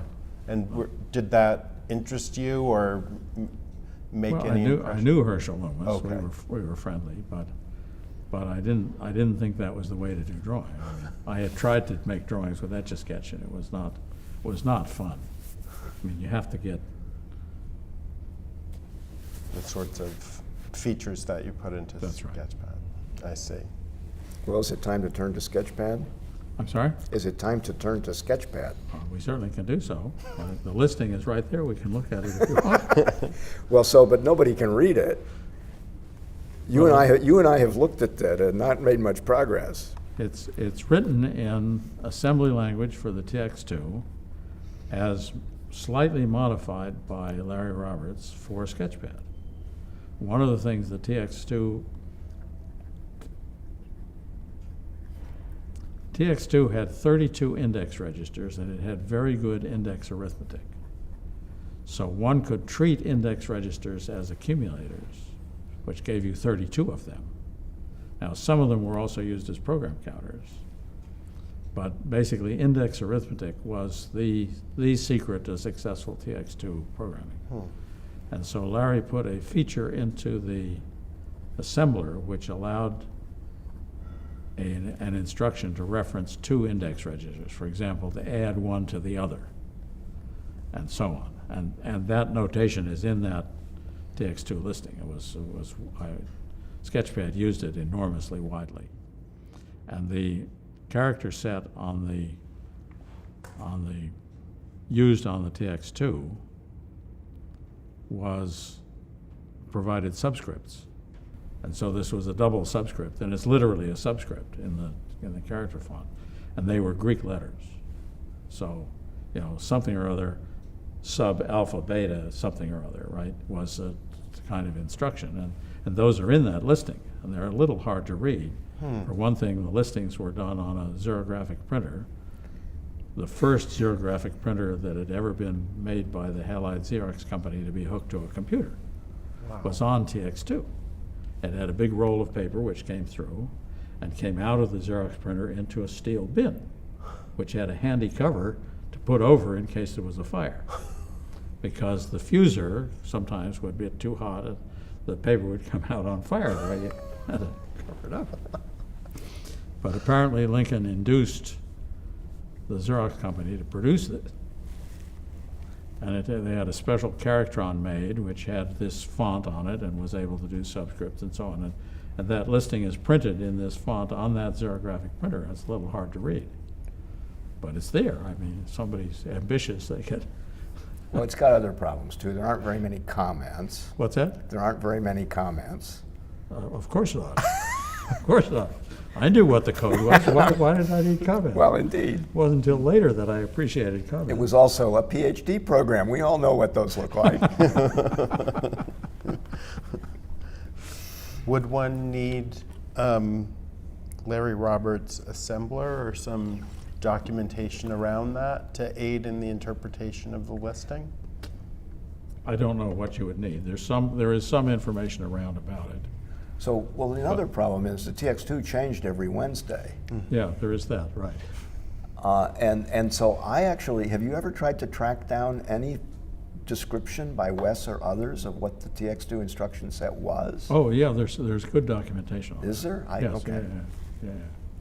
There's quite good documentation on what TX2 was, yes. Well, I think, didn't you also tell me that the Sketchpad, the assembler, made considerable use of macros? Yes. Oh, extensive use of macros. Right, and so the macros, but the macros defined in the Macros are program, defined they in the weren't program. they weren't hidden in the assembler. No, somewhere. they're defined at the beginning of Okay. the program. So it's not impossible that it No, it's could not be impossible deciphered. to read it, but it would be not tough. it would not be a trivial task. Yeah. Yep. Well, so you've spoken earlier about this general motivation in making pictures, some of it tracing back to putting engineering drawings on your textbooks in school, for example, because that's what your father had available to cover your textbooks. But can you kind of cast us a bit for, did you walk up to the TX2 saying, I want to make pictures? Did you walk up to the TX2 and say, oh, I think this is a machine that has the right stuff for making pictures? Or how did all that get put together? TX2 had a CRT on it, and under the CRT were 4 knobs, and there was a light pen of some kind. The light pen had been developed for Sage, for targeting airplanes, right? And we got quite a good light pen, was developed by the people at MIT at the campus with the right optics in it and so on. We got one of those and put it on. I say we got one. One was obtained somehow, and somebody put it on, so I got to use it. This is like the telephone dial. Yeah, right. Well, that's by magic, not by my mother in this case. So yeah, and that was important. Then I made a tracking program for the light pen. Had a little cross that would appear, and as you move the light pen, the cross would follow the light pen. So it looked like the light pen was a flashlight, which shined this cross into the CRT. But that was the wrong impression. The cross was shining into the flashlight and was being moved to stay following the flashlight. So was that sort of the first program you wrote that sort of started to build up? I don't remember More the stuff. order of things, but I knew that was important to do. Almost immediately, I had seen the TX2 the summer before, and I knew that it had this CRT on it. When I went to Wes and said, I want to use it, I said, I want to use it for engineering drawings. I mean, I was quite upfront about that. I had the idea that it could do that, earlier, and so I proposed that to Wes, and he said yes. And years later, he said to me, he said, I built TX2 for you. He said, of course, I didn't know who you were at the time. But he had hoped, I think, that some person would come along and do something like Sketchpad with it. And I happened to be the guy who did that. But it was fortuitous, A, that I got a job at Lincoln Laboratory, and B, the most important thing was Wes's wisdom in saying, we're going to use this machine in a way that makes this kind of work possible. If Wes hadn't done that, it wouldn't have happened. And I think Wes's foresight showed in that. It showed in the next thing he did, which was the LINC, the Laboratory Instrument Computer, which was a personal computer targeted at laboratory use in biological laboratories. And it had a huge impact on how biological research was done. There were 80 or so of them posted by NIH here and there in biological laboratories. There's a book about that. And its impact was enormous on how computing got used in biology. And I think that was the foresight that Wes had was the important value. Wes was always a little enigmatic. I mean, when Wes would talk about things, he often had more than one meaning that he was conveying at the same time. And it was a little hard sometimes to understand what he was really after. He would almost speak as if he was presenting a puzzle that you were supposed to solve part of. Yeah. He was, I think enigmatic is the right word for Wes. He was a little enigmatic, and that was true throughout his lifetime. He was always like that. I don't know why, but that's the way he was. And I think it stood in his way of receiving the credit for the important contributions that he made, because he wasn't one who said, well, it's pretty simple, this is what it is, right? He would say, well, it's got several layers, and he'd talk about whatever it was. My father used to have an expression for the family, sort of family motto. The difficult we do immediately, the impossible takes longer. And I think he got it wrong. The difficult we do immediately, simplicity takes longer. And simple is important. Mark Rabert came to me once after we'd worked on robots together, and he said, Ivan, I learned something important from you. I said, what's that? This is one of the nicest compliments I ever got. He said, I learned from you that simplicity is okay. Simplicity is more than okay. Simplicity is essential to science. That until you understand that it can explain it in a few simple words, you haven't really got it. And the great pieces of science, the great insights in science are incredibly simple. E equals mc squared. There's only 5 symbols in the whole damn equation, right? I mean, it's an amazing thing. And why it's the speed of light? Well, that's a whole other question, which I don't understand, okay? But there's only 5 symbols, okay? And, F equals ma, right? Newton's laws, okay? Not complicated at all, okay? But amazingly applicable. And if you can get something reduced to a place where it's simple enough that anybody can understand it, you've really got something. There was a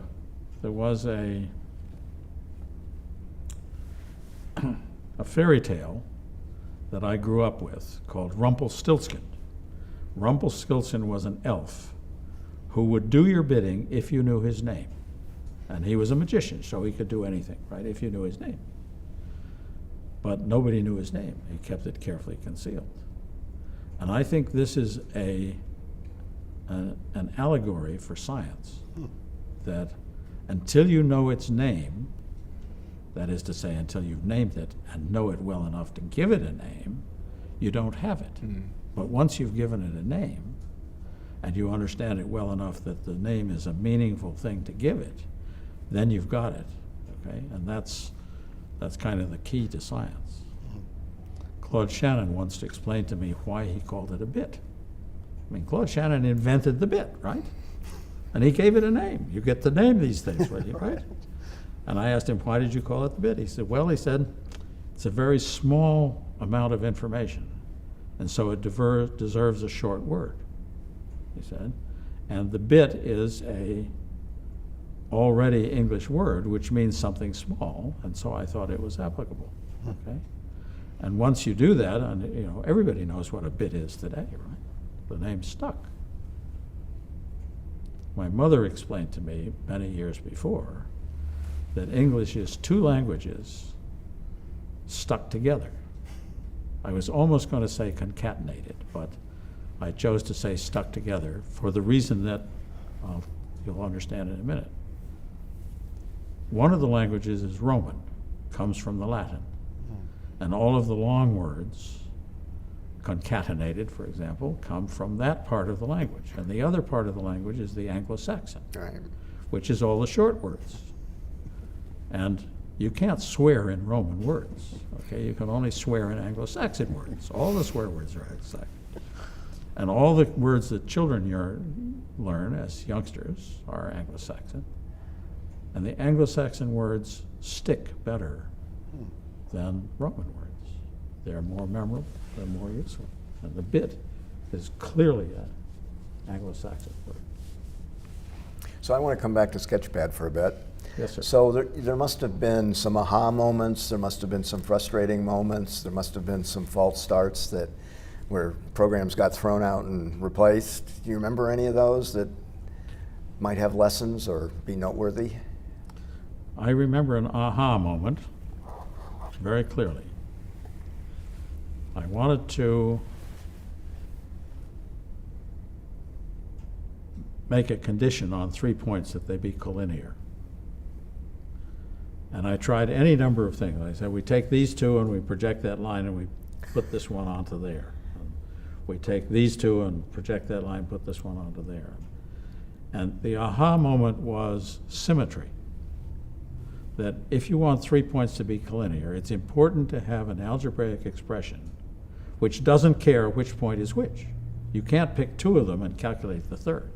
You have to do some calculation that's based on all 3 of them in a symmetric way. And what is that way? It's the area of the triangle that they subscribe. Okay? And if they're to be collinear, the area of their triangle is 0. It's as simple as that. Okay?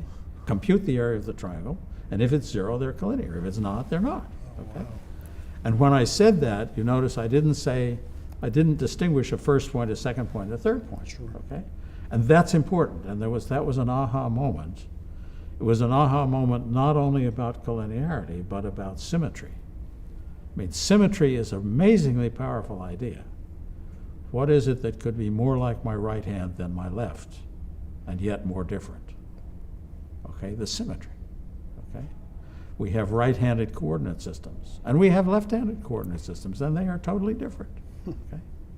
I gave a lecture about symmetry at Portland State one time. There was one student in this series of lectures who always asked questions, was always making a nuisance of himself. And so I handed him the right-handed bolt and the left-handed nut and asked him to put them together.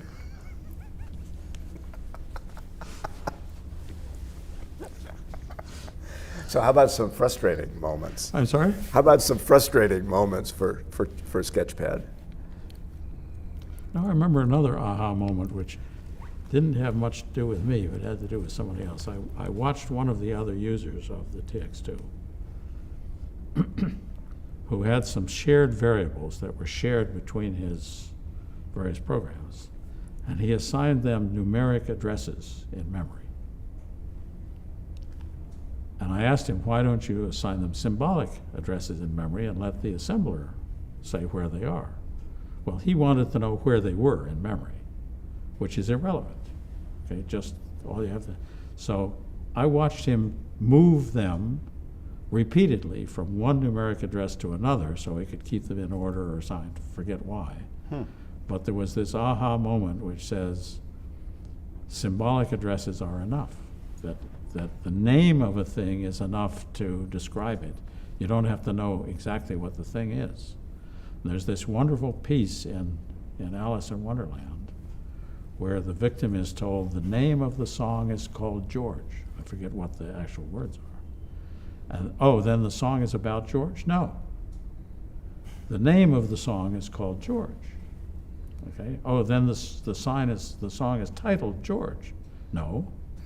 The song is titled Mary, but the name of the song is called George. Okay. Now, Lewis Carroll was a mathematician, right? And so this is a thing about multiple reference. Okay. And there was this insight I got by watching this guy move this thing many times, is that all you have to have is a reference, not the thing. And that's quite clear in my memory. Now, frustrating moments I've disremembered. Well, so let me poke. So how did you debug on that machine? What did a bug look like? I mean, I realize you probably saw a picture you didn't expect to see, or you saw no picture or something. That's always been one of the wonderful things about graphics.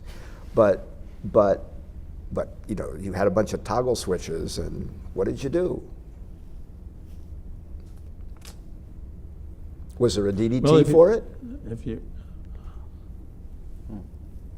I don't remember. There was a wonderful mechanism in TX2 called the metabit, which allowed you to stop the machine when it got to a certain instruction that had this bit set. And I forget how that was used in the debugger. There must have been some kind of symbolic debugger, but I don't remember what it was.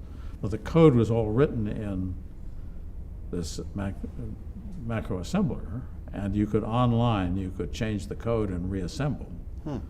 And so, and I don't know what it was, but the key debugging mechanism that I remember was you would set some metabit somewhere, and the machine would stop, and then you could watch what happened. And you could see on the lights what was going on, so you could single step if you wanted and see what was happening. But debugging is not vivid in my memory. Interesting. Of course, my programs never had bugs. Oh, of course. Right. May I ask a quick question? Sure. I would be interested if you could kind of paint a picture of what it was like to, write the Sketchpad. Were you working, just the process that you went through? Were you working at home on lined paper and then coming in, and then the process for getting the code into the machine? And if you could just describe what it was like for you, your kind of practices for creating the software.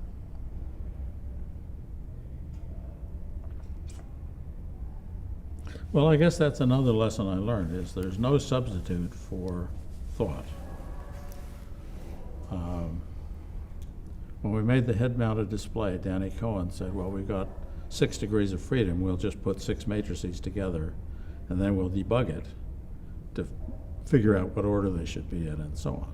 And I explained to him you know, the number of orders that you can have of 6 things which can be reflected and so on is larger than you're ever going to be able to debug. You've got to think it through and figure out what things are. And I think I learned that from programming on TX2, that I would go home and think about what didn't work, and then think about how to fix it, and then I'd write some code. I often typed the code in myself, but there was also a secretary who would type code for you. If you wrote it neatly enough so she could read it, she would type it in. And so I often got her to write a section of code which I'd add to the program, edit that in, and then run that. But it was what was definitely, the thought was all offline. Mm-hmm. I mean, the online time was used to do the experiments to see what worked and what didn't work, and maybe make trivial changes where there was a bug that was obvious to fix. But the big steps of, oh, I'm going to have to do this whole new thing that's going to add capability, they were all done at home, mostly at home and offline. I had an office at Lincoln, but I didn't use it very much. I don't really remember where I spent my time. I mean, I also had an office at MIT. I shared an office at MIT with Len Kleinrock, and so I learned all about his son, who was Marty, I think, who was a 3 or 4 year old at that time, and Russ Pfeiffer, and 1 or 2 others. Oh, Larry Roberts, of course. So we had a 4-man office at MIT on the campus. And I think I spent a fair amount of time there. So it's close to a break time, but let's. What time is it? It's about noon. It's about noon. Yeah. Already. So, but let's. Time goes very quickly when you Let's talk. finish up a little bit about Sketchpad. So there was an end game involved in writing it up and it becoming a dissertation, and then some negotiations with your thesis committee. And was there an oral exam or any kind of procedural thing to get through? There had been an oral exam as part of the qualification to be a PhD student, to which Shannon didn't show up. He came in late, having left me in the clutches of some other faculty member who was known to be a tough character. So Shannon came in and rescued me from that. I may remember the faculty member's name, but then I gave a talk about Sketchpad in 10250. I don't know if you know the MIT campus. 10250 is a lecture hall that has steep things. It was the big lecture hall in Building 10. And I gave a talk about Sketchpad there, which was the final oral presentation. But I didn't think of that as a toughie. That was just a talk about Sketchpad. And then the Licklider crowd showed up, and I gave a talk to them, which I think helped get Project Mac started. Oh. The Talked about Licklider Sketchpad. crowd was the psychologists. No. Licklider was the Gumpet people in DARPA. DARPA had I see. had by now gotten interested Okay. in what they should be doing in computing. Okay. And Licklider brought a crew of people, including Fubini, whom I got to know quite a bit later, Okay. to MIT to see about computing at MIT.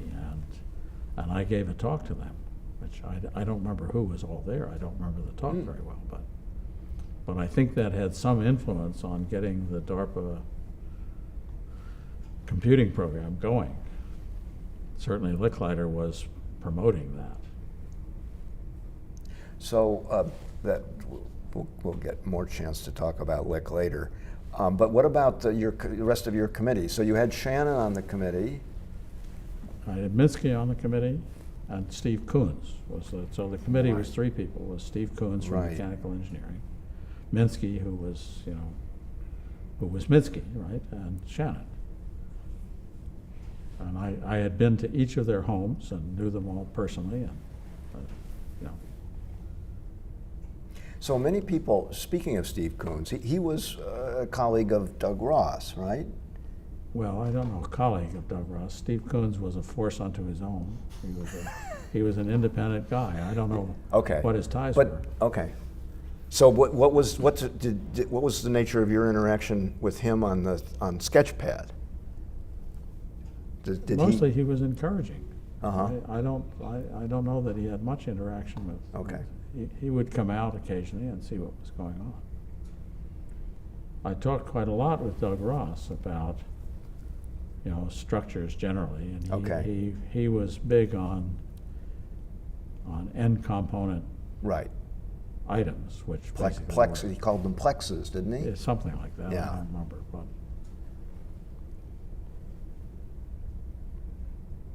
And how was Minsky?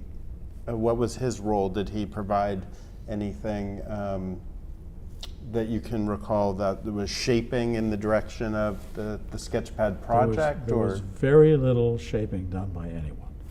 The biggest piece of shaping that was done was when Shannon came and had an exhibit, and I had straight lines working just fine. And he said, "This is great, Ivan." He says, "I think you should do circles." Okay, now straight lines are pretty straightforward. Okay, circles is a sort of whole nother bag of wax. But Sketchpad could do straight lines and circles. That was it. No conic sections, thank heavens. One fascinating thing for me in watching some of your lectures about Sketchpad is just the how large the space is that Sketchpad represents. What a large canvas is accessible through this small screen. And I was just interested to hear It's perfectly straightforward. how that developed. It was 18-bit coordinates, and it was a 10-bit screen. So the canvas was 256 times the size of the screen. That's as simple as that. And that was, and I'm sorry if I'm being 18-bit coordinates, because TX2 okay. could do coordinate arithmetic, could do 2 additions at once Okay. of half length. It was a 36-bit machine, so it could do 2 18-bit. The head of the group that TX2 was built in was Ken Olson, who left Lincoln to form DEC. And the PDP-10, for example, was also a 36-bit machine. This was before the byte became God. PDP-6 before the PDP-10. Well, fair enough. That's right. And the PDP-1 was an 18-bit machine. Right. So the whole DEC beginnings were 18 and 36. Well, it's Fred Brooks who foisted off the 32-bit machine on the world. And it may actually have been Warren Hunt's father. Warren Hunt's father was the designer of Harvest, which was the bubble on Stretch that was built for cryptography. And it used 8-bit characters. And between Fred Brooks and Warren Hunt Sr., they decided that machines could have power of 2 number of bits in the word. My own belief is they should have power of 2 plus 10%. So Ivan, just to kind of fill in the gap, so the ROTC business was at Carnegie Tech, Yes. and then while you were at Caltech and MIT, I presume it was all dormant. You didn't have any real obligations at that No, time. I was in the reserves. Okay. They allowed me to put off active duty until after I got my PhD. I think they figured having an educated officer would be better than an uneducated one. So while I was at graduate school at MIT, they said, if you go and take a physical, we'll give you a promotion. So they promoted me from second lieutenant to first lieutenant for having done nothing.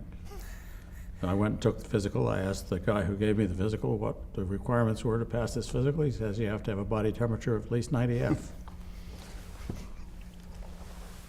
Well, so this is great because this segues directly into the next topic, which is, I guess, 2 years in the Army. Right, So, first of which was in Ypsilanti. right. What the dickens was going on in Ypsilanti? So the Army sent me to the U.S. Army Liaison Group, Project Michigan. Project Michigan was a thing like Lincoln Laboratory, which was run by the University of Michigan at the Ypsilanti Airport, which was no longer in commission as an airport, I think. But So I went there. There were 3 military officers in the U.S. Army Liaison Group. There was a colonel, a major, and me. I was the first lieutenant. So I got all the extra duties. I was the VD control officer. I was the morning report officer. Every head in the U.S. military is counted every day, and information is sent up to the Pentagon as to who's there and who's not, called the morning report. So I had to count the 3 noses and make sure we were all there and report to Fort Monmouth that yes, none of us has gone AWOL, and so on. So, and Colonel Nickel, who was the colonel in question, said to me, I asked for somebody who would be the gopher. He said, and they sent me a PhD from MIT. He said, I'm not going to use you as a gopher. So your job is to go into the University of Michigan research thing, figure out what's going on, and give me a lesson twice a week in what the research is. And the laser had just been invented, and there was a guy called Bud Vanderloop, whose name appears in lots of laser-related papers, who was there using lasers for various things. One of the things that they did there was side-looking radar. You transmit out the side of an airplane, chirp radar pulses, and then if you collect back the reflections that you get and then carefully process them, you can get a map of what the radar sees with amazingly good resolution for 30 miles on either side of the airplane.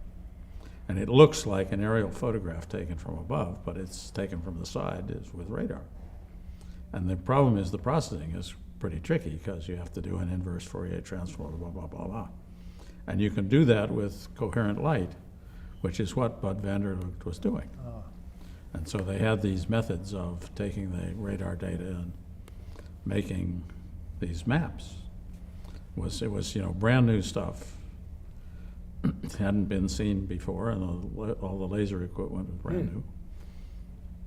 The major was the guy who had failed to classify properly the infrared stuff, I think. He was regretting that he had failed to classify it, so some of it was used in the civilian economy already. And I think it was a good thing it didn't get classified. But it was a very interesting experience. So I was there for 4 months. Fortunately, I had made a clause in the lease that I had for my rented house that if the Army transferred me, the lease was void. So after 4 months, the lease became void, and I was sent off to Fort Meade, Maryland. So tell us about Fort Meade. You went to NSA. So, Fort Meade was NSA. I had gone to there as a civilian after I got my PhD.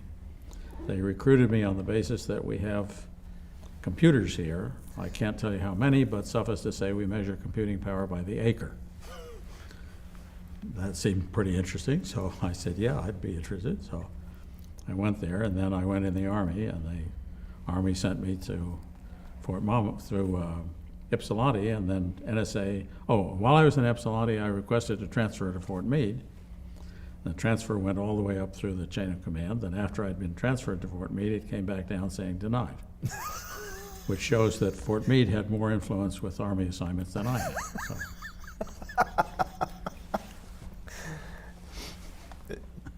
Shows that there may have been parallel processing involved too. Not surprising, I mean. Yeah. So what'd you do at the NSA in the acres of computing? Well, how shall I answer that? If I told you, I'd have to kill you. Yeah, something like that. But I don't remember anyhow, so you're perfectly safe. No, but I know many people are interested in the Schooler display. Okay. We built a display at NSA and put it on a computer there, and I did various things with it. I don't remember them all. It was a PDB-1. I was in a group there. Doug Hogan was the head of the group, and that's the group in which the Harvard mathematician made famous by the songs he sang. Tom Lehrer? Tom Lehrer. Tom Lehrer had been in that group some time before, and apparently had been on a travel, and he'd sent back a postcard that says x to the n plus y to the n equals z to the n only for integer values of n not greater than 2.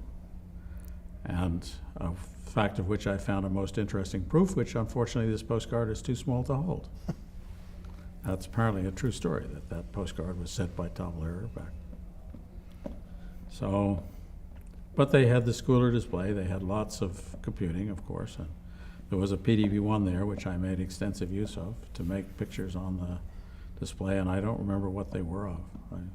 If there was classified stuff that I did, I simply don't remember it. So So your lives are perfectly was the safe. schooler display eventually converted into something commercial? It was built by DEC for NSA, and I don't know whether DEC built other Well, ones. so you like it or remember not. the 340s that were on the PDP-1 at Harvard? they were They, similar. were they similar? They were similar, but I don't know that they were exactly the same. Okay. It's a little foggy in my mind. Okay. Did you meet any of the, is it Howard Campaign, the name of the fellow from the NSA who really got them into machine methods and computers? Did you have any? I met some of these people. The person who was most influential in my world was Mitt Matthews. And when I went back to NSA a year or so ago, I met Mitt Matthews' son, who works there now. And his shadow was long in the thing. Campaign is a name that I knew, but I don't remember the reference. Okay. I mean, I was a lieutenant, right? Yeah. So from NSA, you went to ARPA. Right. So then I had arrived at NSA, and 6 months later they transferred me to the Pentagon to run a part of DARPA. And I think the story is that all of the reasonable people to take the job wouldn't. It was a civil service job, which meant they'd have to take a big cut in pay, and they'd have to have conflict of interest issues, blah, blah, blah, blah, blah. And they went down the obvious list of names to the 45 who said no, and it got to me, and I was in the Army, so I got orders. I couldn't say no. So Actually, I could have. I said no initially, thinking that it was too big a job, and then somebody reasoned with me. I don't quite know how it was, but then I finally said yes, and probably the best decision I ever made. For me. Now, whether it was a good decision for the country and for research, that's a question which only history will tell. So what did you know about ARPA at the time? You mentioned that Lick had brought a group up to MIT. Lick had been the first director of Yeah, the this Information is- Processing Office, yeah. and he had set up a super program. I mean, he went around to the top names in computing and assembled them as an advisory group, basically, and got them to tell him what he should support, and he did it. So he was supporting Doug Engelbart. He was supporting a big thing at MIT called Project Mac. He was supporting some work at the System Development Corporation under Jules Schwartz. He was supporting an effort at Carnegie Mellon and an effort at Berkeley under Dave Evans, and a bunch of things that were, first-rate contracts. So I basically took over, and I think that I was basically the caretaker brought in to make sure that, this stuff was defended and described in the Pentagon adequately. I went one time to brief Harold Brown. Harold Brown was the DDR&E. DDR&E, right. He was the DDR&E. I went to brief Harold Brown. I came back. On my way back, I ran into Al Blue. Do you remember Al Blue? Al Blue was the administrator who made it all happen. He said, "Where have you been?" I said, "I've been having show and tell with Harold Brown." He said, "Ivan," he said, "you brief Harold Brown. You don't have show and tell." I couldn't tell the difference, but Yeah, but Harold Brown was a civilian after all. So. maybe you have show and tell with civilians. I think it was a briefing. Okay. So I think you should repeat for the record your story about how you dealt with a big budget. Somebody gave you advice on how to think about your administering a big budget. Russ Kirsch was working at Bureau of Standards, and he was very friendly to me and helpful. And he said, "How you keep yourself sane when you're responsible for a $15 million budget?" He says, "You take the ratio of your professional budget to your personal budget." And at the time, I was being paid $15,000 a year, roughly, so my ratio was 1,000 to 1. He said, "You take any professional expenditure that you have to make and you divide it by your ratio, and that tells you how much effort you should put into the decision." because now it's dollars that you can understand. So by that reference, Project Mac, which was my biggest contract, was a new car. And I had nothing that was a house. Because you never have a expenditure that's bigger than your professional budget. So nothing had to take as much decision as a new house would have taken.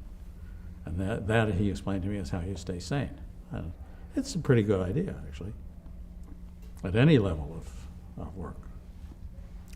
So you must have spent a fair amount of time going around and visiting these labs and meeting a whole set of people that Yes, expanded your universe a good it was, deal. in some sense, it was a traveling fellowship, that I got to go and visit all these people who were doing work for DARPA. And I got to know some of them reasonably well. And that's how I got to know Perlis and Newell, basically, was through that activity. One of the things I thought would be important would be to have a common character set for the DARPA contractors. That it would be important that they could communicate together. ASCII hadn't been invented yet. IBM was firmly holding on to IPSIDIC as the character set, wouldn't let go of it, and ASCII hadn't been invented. And so I thought it'd be valuable to have a common character. So I called a bunch of the contractors together. We had a meeting about it. And Al Perlis put the whole thing in context. He said, I'm in favor of a common character set. Ours is available. Perlis was a very perceptive guy. So just as a footnote to that, only a few years later, there were big arguments among the ARPA contractors about how keyboards should be laid out so that all those characters would appear in the same spot. Is that right? I didn't know anything about that. Perlis probably would have said, I'm in favor of a common keyboard. Ours is available. I think he may have, actually. So the office was just you, or who was the office? Did you have any program managers? Licklider's office consisted of him and an Air Force colonel who was his deputy and a secretary. It was not considered appropriate for an Air Force colonel to report to a first lieutenant. Probably correctly. But the fact that I was in the Army was carefully concealed. When I went there, I worked for a man named Sproul, Bob Sproul's father. And the press release of my arrival was prepared by the Army, and it said, Lieutenant Sutherland has taken over this office. And it went up to Bob's father, who crossed out LT and wrote in DR. And sent it back down, and they crossed out DR and wrote in LT and sent it back up. And the press release never was released. So the fact that I was in the Army was a carefully concealed secret. I always wore civilian clothes, never wore my uniform. I used to sit on the sofa in staff meetings next to Major General Winnicke, who was in charge of the war in Vietnam part of the organization. And he always called me Ivan, and I always called him Sir. We got along just fine. I don't think he knew I was in the service. And I certainly wasn't going to tell him. And it went on fine. And another office director was a man named Sam Rubinowitz. And Sam Rubinowitz explained to me that there are only two places in your personal net worth that matter. I remember this distinctly. He said, when your net worth is equal to your annual expenditure, you are independent of any one employer because you can afford to take 6 months to find another one. When your individual net worth is between 10 and 20 times your annual expenditure, you're independent of any employer. What in this part of the world they call post-economic. And I remember that distinctly, that discussion I had with him. So an interesting thing about ARPA, it seems to me at the time, is it was addressing applied problems, using personnel, trying to make connections with universities and so forth, where fundamental research was a cherished thing and applied problems weren't always respected. How does that resonate at all in the computer world or in other ARPA linkages? I think the Defense Department at that time understood, in some sense, the people there understood that research was a valuable thing and required continuity. And I remember distinctly the discussion of nuclear test detection. Nuclear test detection depended on seismography.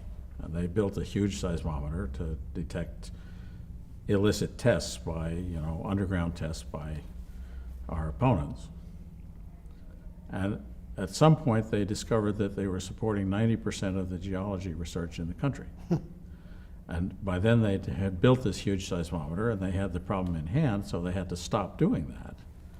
And they said, we've got to stop in a graceful way, because if we just turn it all off, that brand of research will be set back substantially. And so they were careful as to how they treated that to make sure that some continuity was provided for the researchers in question. And I think that kind of statesmanlike behavior has largely been lost to the bean counters. That the bean counters say, well, these people can get other jobs, we'll just shut it off. And so research contracts often get canceled just at the spur of the moment. And they're typically written by DARPA now for a year at a time. And a graduate program is, 3 or 4 years. And how in good conscience can I take on a graduate student if I don't see a way to support him for the next 3 or 4 years? And that's a conflict between budgetary considerations and the needs of research, which I think is not well treated in the present environment, but was quite different then. And we could write sole source contracts. I mean, it became clear to me early on that the most important line in a proposal was the name of the principal investigator. The content of the proposal might change. What they actually did might be different from the proposal. I mean, for example, who was it who invented the browser? Done at the University of Illinois. Yeah. Right? Done under a contract which never mentioned a browser. Right. The internet hadn't been available when the contract was written. It was done by this graduate student, basically, under this contract, which said nothing about it. And now you can't have that kind of fortuitous thing if you insist that you follow exactly what the details are. And research has that property, that it's got to be done in a flexible way that understands that you cannot schedule a breakthrough, nor even the topic of the breakthrough. These things happen if there's a base of activity going on that provides the fertile environment in which such ideas can grow. And I think that's something that's very important to understand, and that accountants don't understand it because they can only count things. And research can't be counted.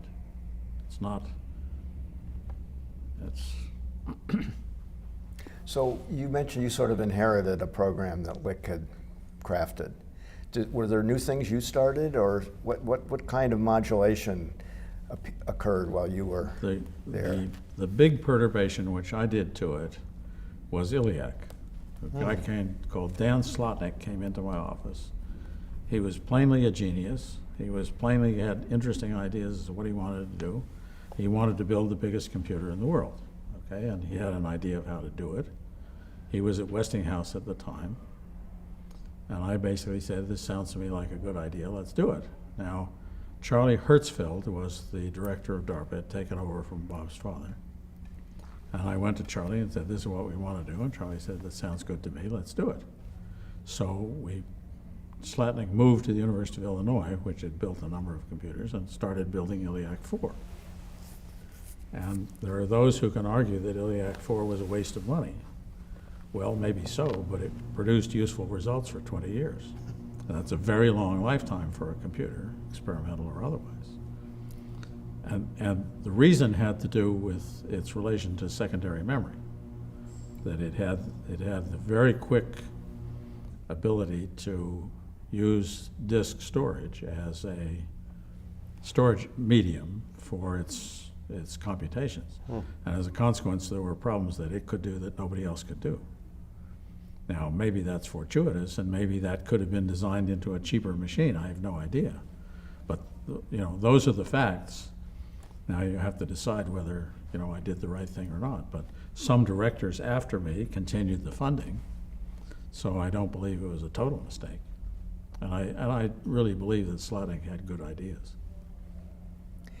So eventually, IPTO sort of became famous for annual contractor conferences and graduate student conferences and so on, and a sort of a community of contractors. Was that going on at the time? Yeah, that was Licklider.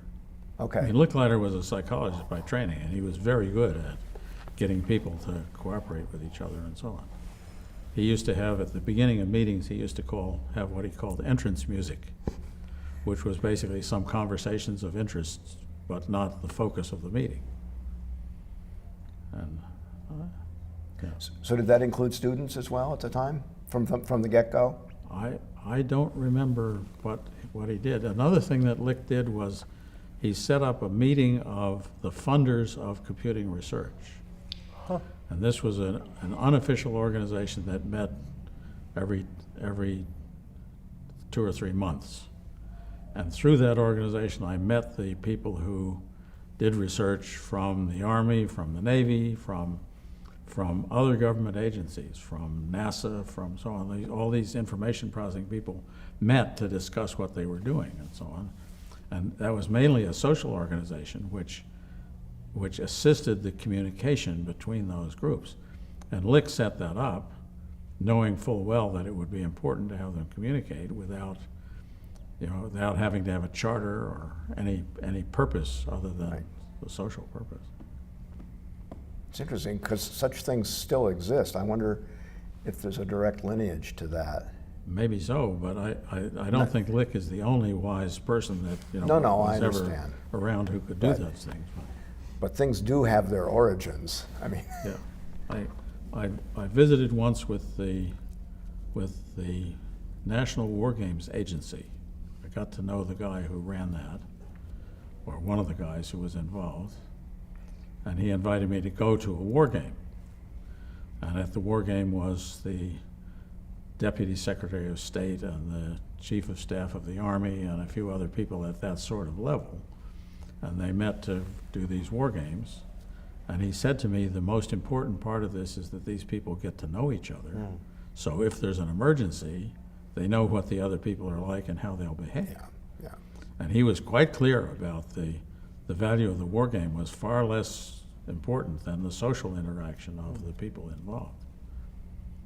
I've complained repeatedly to the dean at Portland State that there is no place I can go on a regular basis to meet people from other parts of the university. Yeah. That there is no social interaction between the physics department and the engineers, for example. Why not? Because nobody thought of it.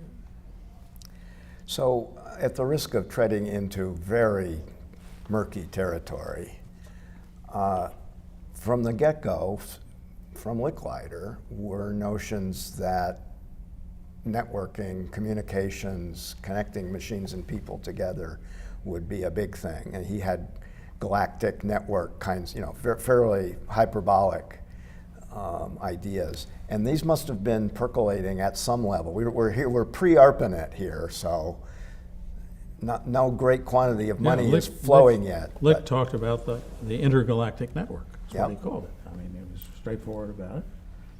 And he thought it would be an important thing to do. And there were 3 computers at UCLA, and so I suggested to the UCLA people that they network them together, that DARPA would pay for that in the interest of promoting this idea.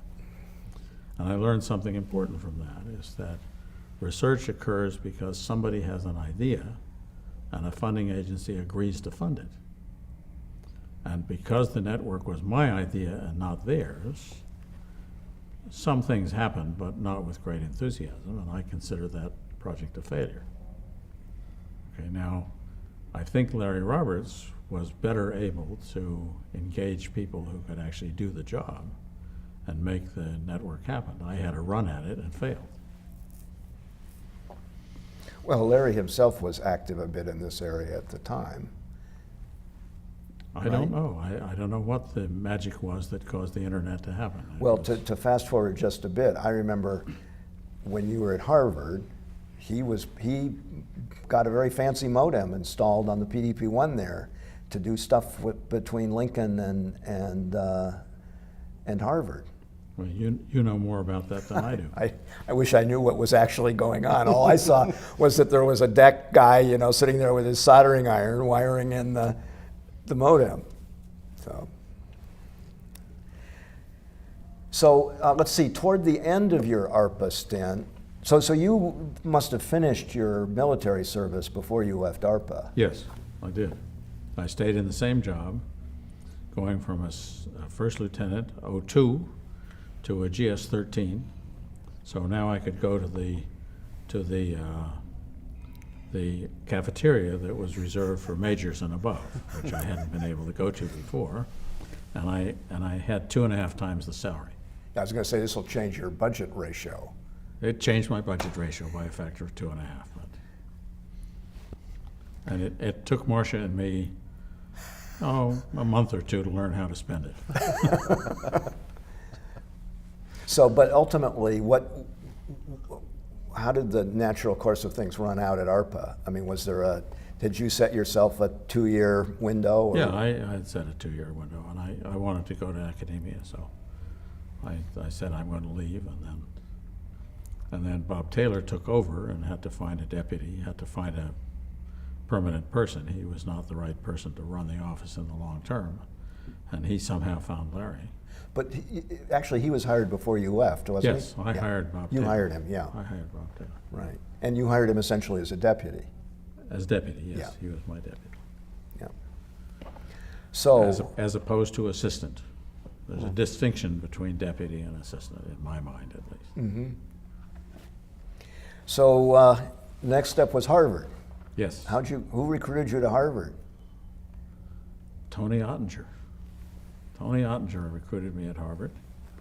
Harvard offered me tenure out of the box. And Ottinger was not an ARPA contractor at the No. time. No. And why Harvard offered me tenure out of the box, I don't know. But I went to Harvard as a tenured professor out of the box. Very unusual. Yeah. I didn't appreciate how unusual that was or what it meant at the time. I was very naive about these things. But it was clearly a great offer. I took it. I told Carnegie Mellon that they'd done that, and Carnegie Mellon matched the offer. So I could have gone to Carnegie Mellon with tenure out of the box. I elected to go to Harvard as being the more reputable place. Besides, I knew Pittsburgh. It was too close to your mother-in-law. Too close to my mother-in-law, yes. One might say that, right. So were there any, besides the offer, were there any other particular attractive, did you have a plan of any sort in going to academia? Yeah. I had a research topic. While I was in DARPA, I had gone to see the Bell Helicopter Company, who'd mounted had mounted an infrared camera under a helicopter to help the pilot land at night. This story is told in this little speech that I gave in Los Angeles, so I don't need to repeat it here. But so I knew that I wanted to build a head-mounted display. And I went to Harvard, and after I'd been there for a few months, a PDP-1 appeared. I don't know how Fred Brooks caused that off. Not Fred Brooks. Harvey Brooks. Yeah. Harvey Brooks pulled that off somehow. This PDP-1 appeared from the Air Force and was put in Croft Hall and given to me, basically. There was magic involved in how that happened. I didn't propose it. I had very little to do with getting it, but it was clearly a very important thing to have.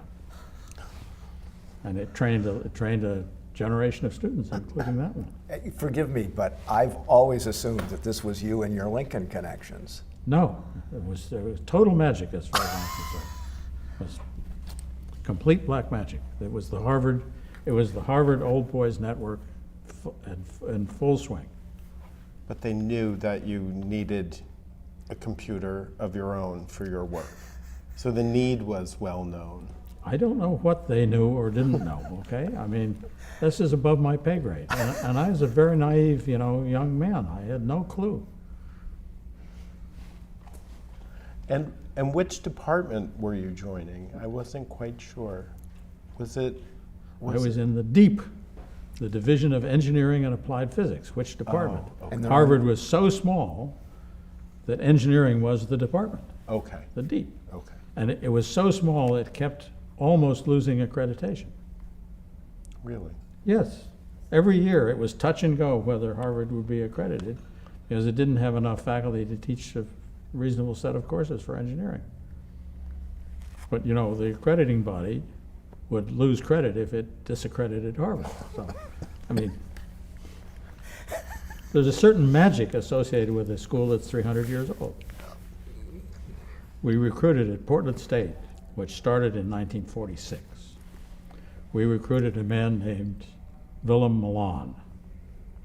And he came to Portland State, and the computer science department offered him a position, and he filled out his credentials and sent them in. And they said, now wait a minute, you don't have a degree in computer science. He says, you have a degree in what is this, mathematics and the physical sciences? He says, yes. They said, well, what does that mean? He says, well, it's the same degree that they've offered for 400 years. So I want to talk a little bit about the PDP-1. Its similarity to TX2 notionally seems dramatic. You were the West in terms of setting up access to it, I believe. You set up the yen system for scheduling time. We don't need to go into the details.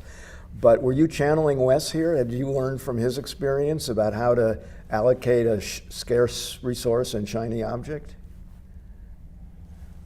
No, he didn't have a yen system. No, but the question is who... But the PDP-1 that appeared had 3 displays on it, 3 separate CRTs, right? And it was clearly the right thing for online use, and I was interested in online use, so it's clear that was how the machine was going to be used. It wasn't a question to be decided. No, I'm talking about who got access to the machine. Oh, I decided who got access to the machine. That's but there was this bidding system for using it. So essentially anyone who came in would get access to the machine at a very low level. And then the more important projects got more yen, so they got more access.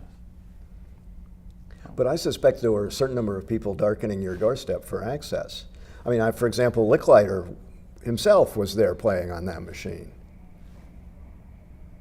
Well, I suppose I used some judgment, but I don't remember specifically turning down any serious applicant. I don't, there was not a person from some other part of the university that came and said, I really want to use that machine, that I remember turning down and having a conflict over it. No. The other person I remember who played a memorable role was John Goodenough.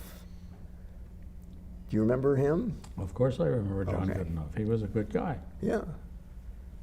He maintained DCAT, the compiler, the algolic language that... I think he was a student of Tom Cheatham's. I think that's right. Tom Cheatham was at Harvard at the time teaching, and he was a compiler guy. And yeah. I think Goodenough was a Tom Cheatham student. He was plausibly a useful character, and so of course he got some access. Well, and he chipped in. I mean, he supported everybody else. That machine was used online 24 hours a day, 7 days a week, holidays included. Okay? And we kept a record of that. One of the conditions of its being there was we had to report utilization to the Air Force.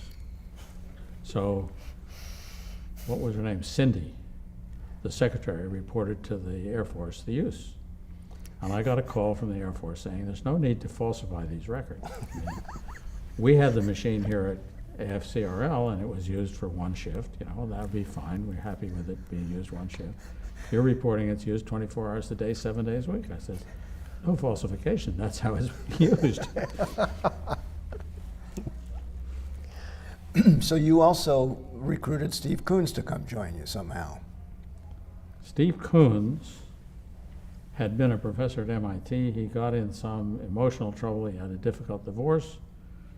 So I asked him to come and be a visitor at Harvard, which he did. He had an office next to mine. And he was just there as a father image and pleasant guy to have around, and he understood the mathematics of curves. And he taught us many things about conic sections and how to behave with them and so on. He clearly made a contribution, but it's hard to define what the contribution was. So what about William Newman? I'm sorry? What about William Newman? He was a postdoc, is that right? No. No. No. William Newman was at Utah. Was? William Newman was at Utah. He was what? I'm sorry? Was At it Utah. Was it Utah? No. He was at Harvard originally. Was he? Yeah. Wasn't he? Yeah, he went to Utah from Harvard before you did. William Newman. Okay. The Brit. Yeah. I don't think so. I think I recruited William Newman to Utah. Okay. Well, I, maybe I just remember him as a visitor. I don't know. I don't. But the other The memory person, is foggy. the other person well, obviously mine too. The other person we need to talk about is Danny Cohen. Yes. I taught a course in graphics at Harvard, and Danny was an MIT student, and he came and said, I want to take your course, and I said, no. But Danny was not one to take no as an answer, so he took the course anyhow, and turned out to be very effective. Yep. So let's see, there are various questions under the inquiring minds want to know here. One is, so what was, you put together a research project based on this notion of making 3D Right. perspective The images. head-mounted display, what I call the head-mounted display. Head-mounted display. And you got a grant to fund it. There were a variety of grants to fund it, but the interesting one came from the CIA. Now, the CIA had gotten in some trouble because something or other, they had been doing some things that they shouldn't have been doing. I think. So the CIA was looking for a reputable university to whom they could give an unclassified research contract. I heard about this, and so I put up my hand. We're reputable, Harvard's a reputable place. We'll take the money. It was $80,000 if I remember. So got this research contract from the CIA, unclassified, totally unclassified. But it was kind of a strange thing because progress reports were to be sent to this address somewhere in Virginia, obviously a home address of somebody. And a guy came to visit one time it was a beautiful fall day. It was 60 degrees and my leaves needed raking at home, so I was at home raking leaves. And this guy came in and talked to the secretary, said, I'd like to see Ivan. And she said, well, where are you from? He said, well, I just want to see Ivan. And wouldn't tell him that he was a sponsor. So she said, well, Ivan's not here. So he had to come back the next day when I was actually there. Okay. If he'd told her, I mean, I'd have come in, right? But he refused to tell her. So it was a funny contract. And then the old mole got a hold of it. You know this story. So old mole was the leftist rag from Harvard Square. Harvard University takes filthy money from the CIA. Horrors, oh horrors. Harvard taking money from the CIA, and there was a scandal about this. There was a big fuss about whether Harvard should or shouldn't take CIA money. So Dean Ford set up a debate amongst the faculty of pro and con. And there were to be 8 speakers at this debate. I was not one of them, but I attended the debate. And it is evidence of the eloquence of the Harvard faculty or the naivete of Ivan Sutherland that my opinion changed 8 times during the debate. And the way it went was against 4, against 4, against, and Dean Ford saved the last slot for himself. And Dean Ford's argument, which I think is a sound argument, was there is no such thing as a filthy source of money. There are only filthy conditions of the grant. And he said Harvard, above all, should understand this, since a large part of the Harvard endowment comes from the triangle trade.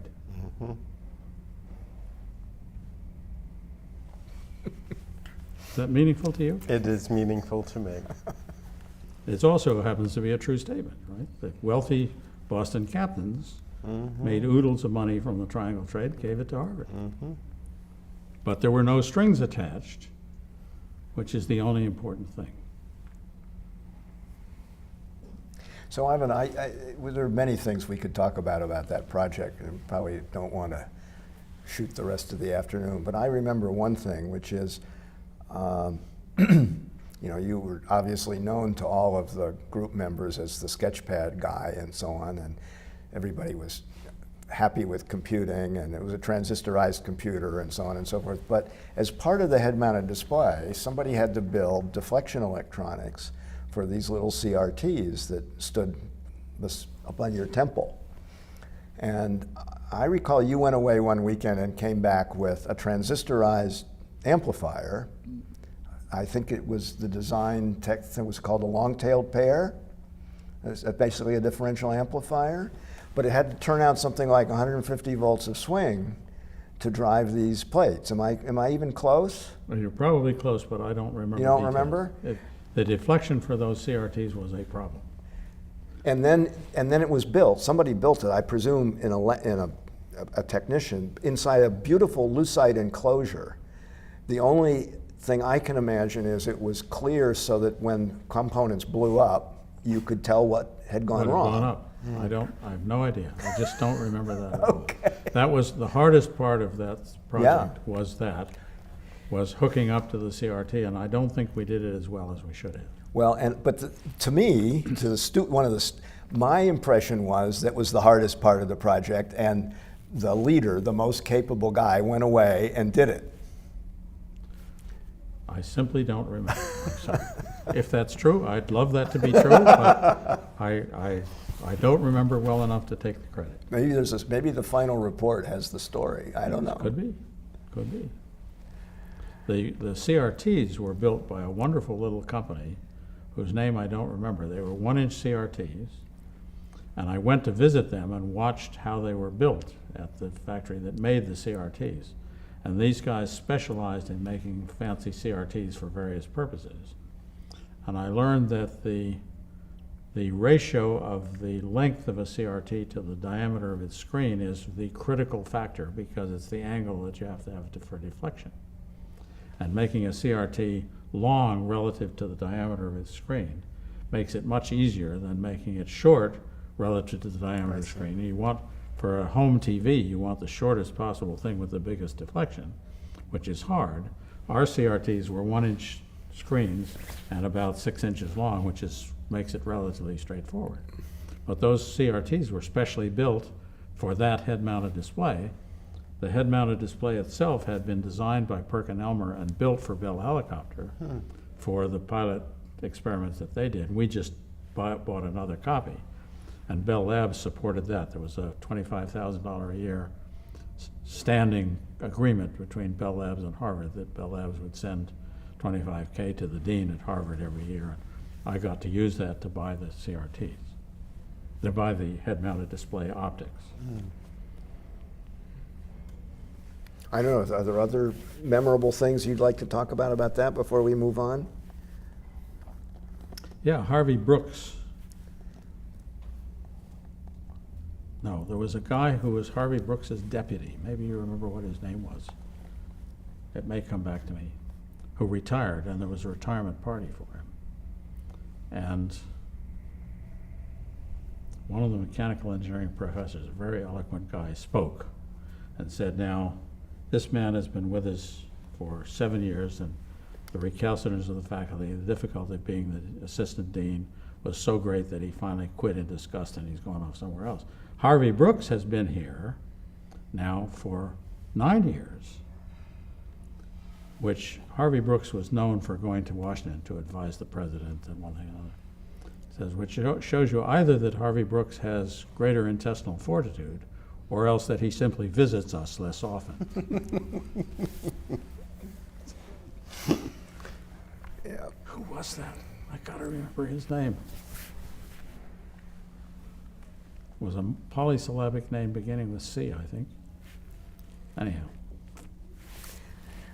All right, well, so, but toward the end of that project, various people started showing up with blueprints labeled DDD. Do you remember that? Yeah, I do. Dave Evans and I started the Evans and Sutherland Company, which was originally going to be called the 3D Company. or Digital display devices. The 3D company. But it turns out that there already is a 3D company, so that name was rejected. And Licklider suggested that we use our names. He said, "You got good names, use our names," which we did. And that's how I moved to Utah. I had persuaded Dave Evans to move to Boston, which is where all new start electronic companies would have the best possible chance, be a Route 128 company like many others, and he agreed. And then Joy Evans reasoned with him that they had 7 children and Ivan had only 2. So the company should be in Salt Lake, and that reasoning prevailed. So I want you to tell a little bit about a Salt Lake startup in 1968. This was before startups were common, spinning out of university digital projects. There were a few, but there certainly wasn't a Valley pattern yet about startups and how they were done and what they were like. And so everything ranging from the kind of buildings you were in to whom you hired and the relationship with students at the university, I think all of this would be fascinating.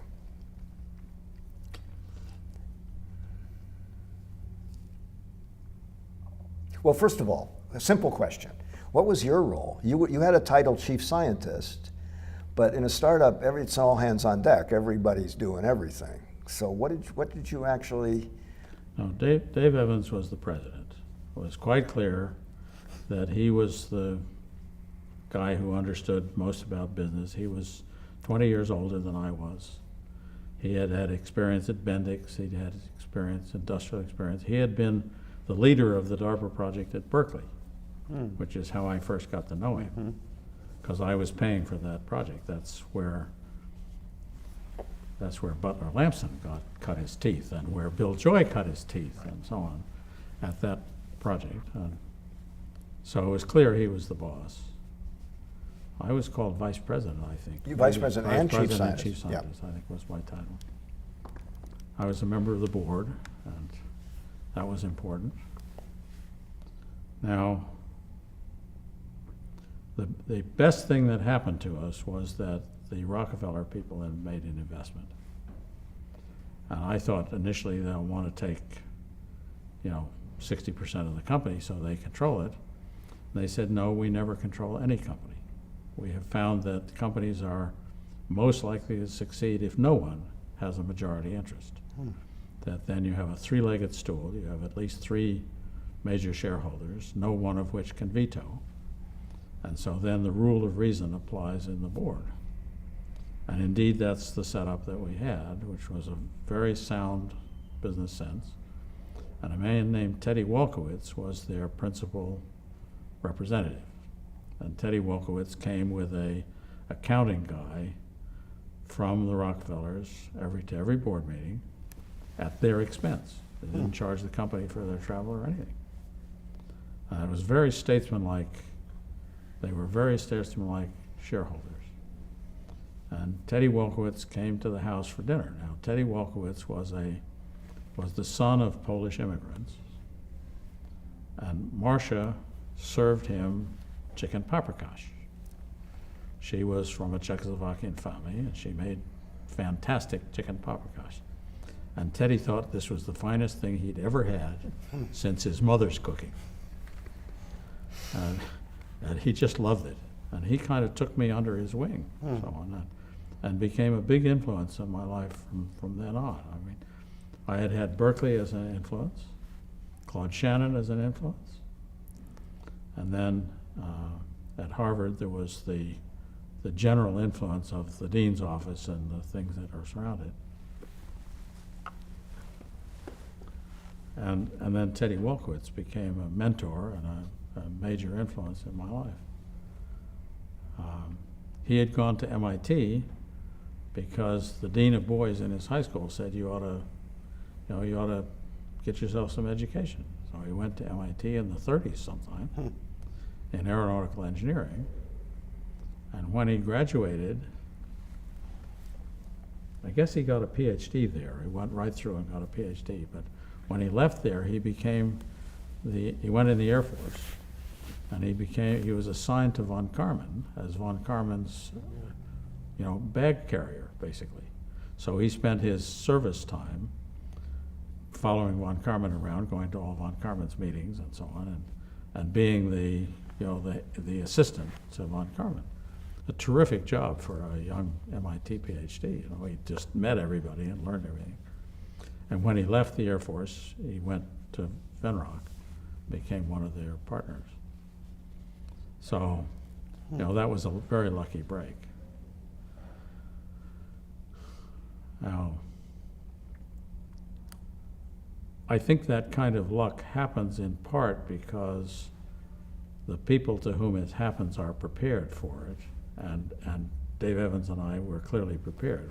We had an edge in graphics. We had a fairly sensible business plan. It wasn't right, but it was fairly sensible, and Venrock backed us. So what was a good that thing. business plan? I'm sorry? I'm sorry. What was that business plan? What was that business plan? Well, we were going to do graphics for scientific purposes. I mean, we knew how to make line drawings and three-dimensional stuff, and some applications had been done to chemistry. You could see what chemical molecules look like and so on. That was basically the business plan. That turned out not to be what made money. I mean, what made money was pilot training.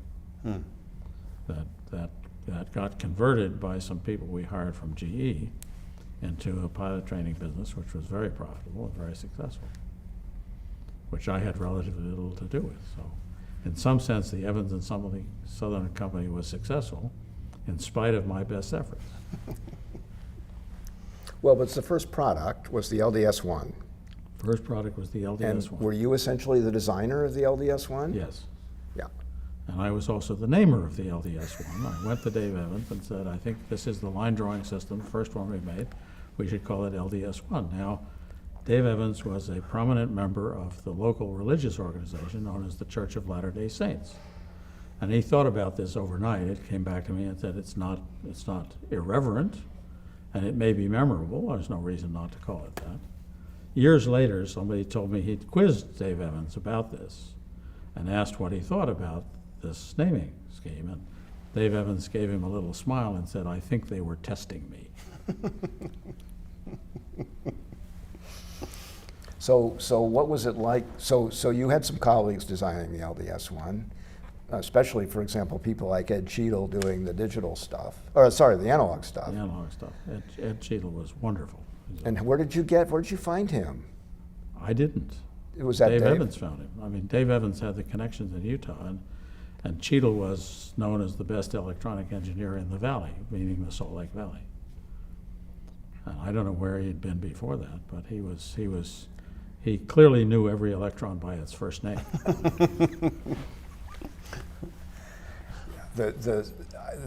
So you have to understand, I mean, people listening to this won't have ever seen a calligraphic display. So I'll say something about that. In those days, displays drew lines, okay? So the CRT would be deflected along the line while the electron beam was on, and then the electron beam would turn off. Magnetic deflection had some kind of momentum to it, so the deflection would go on, but you wouldn't see that part of it, and then it would get ready for the next line, would warm up, and then start displaying and draw the line and so on. That's what you had to do to make pictures of any complete. Raster displays were not at that time in common use. The reason was the memory for the bits in a raster was way too expensive to even think about. You couldn't think about a raster display because it involved 1,000 by 1,000 pixels. You couldn't afford that much memory. Memory was way too expensive. So calligraphic displays, calligraphic means like calligraphy, like right. handwriting, they traced out the picture line by line by line.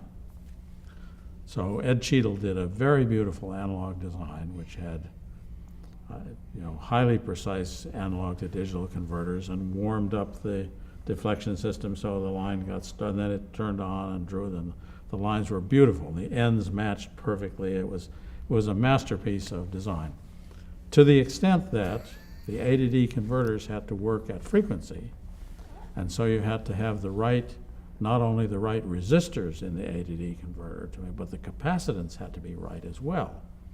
And so the final tuning was a set of capacitors made of a pair of wires twisted together, which were then twisted or untwisted to get the capacitance exactly right, Oh my gosh. to give this, perfect A to D action. And Marcia, bless her soul, was my first wife. And we went to see this display, demonstration of this display, and Ed Cheadle was very proudly showing this off, and there was a picture of an F4 that was tumbling on the screen. And every line was And there were perfectly straight. thousands of lines. What's that? Thousands of lines. Yeah, every line perfectly straight, beautifully, all the same intensity and so on. It was absolutely the prettiest thing you ever saw. And Marcia knew what this was all about, and the young engineers were standing around, being very proud of Ed Cheadle for having done this. And Marcia, bless her soul, said, Ed, said, this would really be a great picture if you could ever get it to stand still.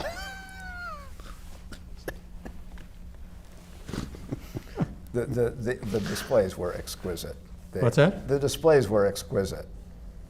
They were exquisite. Yeah. Cheadle later on was the guy who helped Alan Kay make the Dynabook stuff, and so he got involved with Alan to try and help Alan with the engineering of that whole set of portable machines, basically.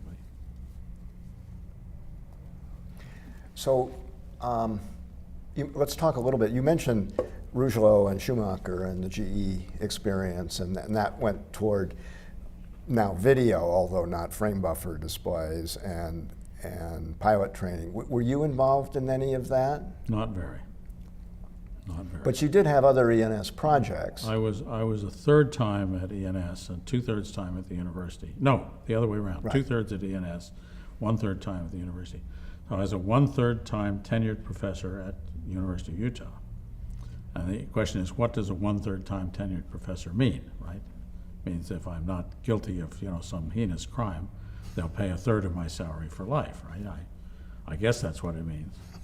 But Jim Fletcher, who was the president of the university, reported to Dave Evans, he said, I'd rather have Ivan a third time than not have him at all.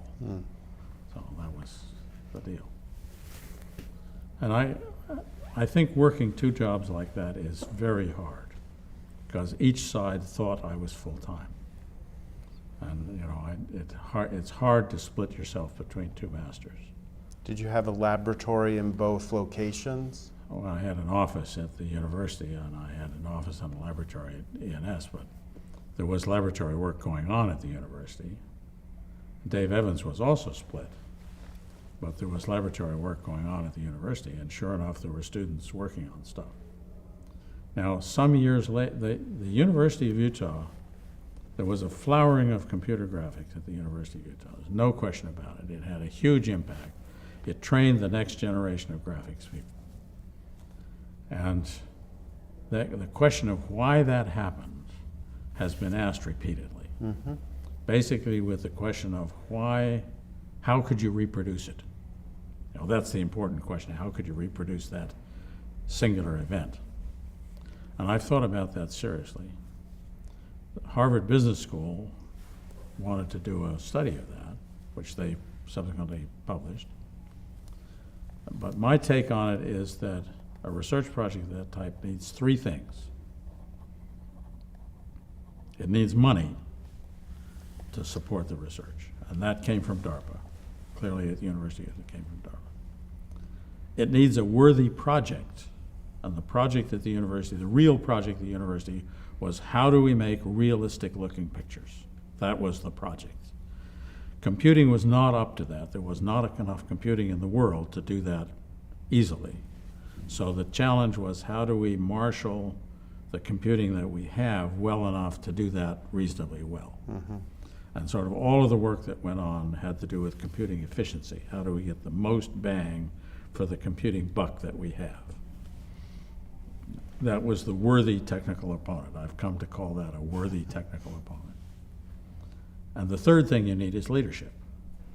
And it's perfectly clear at the University of Utah, the leader was Dave Evans. And he was a great leader. Why was he a great leader? Well, that's a mystery. I mean, if I knew that, maybe I'd be able to teach leadership. okay? But I think it's an unteachable subject. It's something that a few people have for the reason I described earlier. Now, one of the reasons that Dave Evans was great is people trusted him. Dave Evans was as honest as the day is long. I mean, if he said he'd do something, he'd do it. And people simply trusted him. Now, everybody called me Ivan. Okay, I have this unusual first name, and I've made the best use of it I can. Students call me Ivan. Some of the foreign students take a week or two to get comfortable with that idea. But, okay. And one time, Dave and I were standing in the hall, and Ace Ertl came by and said, "Hello, Ivan. Hello, Dr. Evans." And then he went on down the hall, and Dave turned to me and says, "What do you got that I don't got?" So Ivan, this is a perfect opportunity to comment on another thing that you've attributed to Dave that echoes later, which is the willingness or chutzpah or whatever you like to focus the department on a single topic. Yeah. When I went to Caltech, Dave Evans said to me, "You won't be big enough to do everything. Pick one thing and do it well." That's very good advice, very, very sound advice. And I think he understood that, and he focused the Utah work on that problem. How do we make realistic looking pictures? That was the focus, and it was a clear focus. Everybody could understand that's what we were doing. I don't think it was ever written down as a, statement of work or goal. It may have been in his proposals, I don't know. Well, and he certainly wouldn't have told anybody how to go about it. Wouldn't have told anybody How to go about it. Oh, well, of course not. I mean, you figure It was out not a how to do it. plan. It was a focus. It was a goal. Yeah, a goal. It was a goal. And there were many different ways to approach it, and they approached it in many ways. The task of understanding how the human brain works is such a goal. I mean, everybody can understand that's the goal. Nobody's the slightest idea how to do it, okay? But there are various approaches, but it's clearly a worthy goal. So, okay. So the magic there, I think, was Dave Evans, and he recruited wonderful people. He recruited Tom Stockham, he recruited me, he recruited Bob Barton, who was a strange guy. Bob Barton is the guy who persuaded Burroughs to build the B5000, which was a stack machine. And, why would a banking company produce a stack machine? Well, and it used alcohol, right? Well, but Bob Barton did. May I ask a quick question? I was interested in, for you personally, making that decision to, leave this tenured post at Harvard for both an entrepreneurial startup and also a different university. Was this a difficult decision for you, or I could imagine that it would be something that you would have had to wrestle with. No, you see, you're much more sophisticated than I was, okay? It should have been a very difficult decision, okay? It should have been a very difficult decision. It was a big decision. I mean, leaving tenure at Harvard is a big deal, okay? Yeah. I simply didn't understand what a big deal it was, okay? You have a great deal of courage if you walk on ice, if you know it's ice and you know it's thin. Well, if you have no idea it's ice and you think it's concrete and it's thick, no courage involved, okay? I was simply too naive to realize it was a big decision. I'm sorry about that, but it's true. Well, there's also an ironic story associated with your being promoted. Oh, yeah. So I went to Harvard as an associate professor with tenure, okay? I'm wondering how many stories I should tell about this. There's some juicy stories, but never mind. Oh. So Harvard decided in its wisdom that associate professors could be either with or without tenure. And so any associate professor who had tenure should be promoted to be full professor. So I got a wonderful letter, that size, which says, the president of fellows of Harvard College, voted in meeting today to promote Ivan Sutherland to full professor. Nice big letter like So I quit.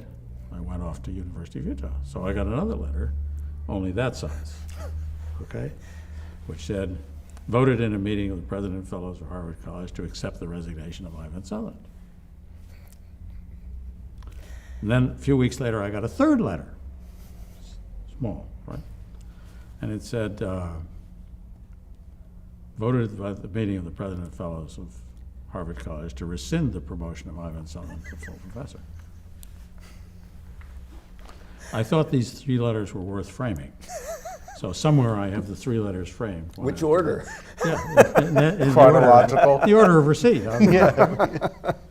I don't know where they are. They're somewhere in storage, because when I find them, I'm going to put them up in my office.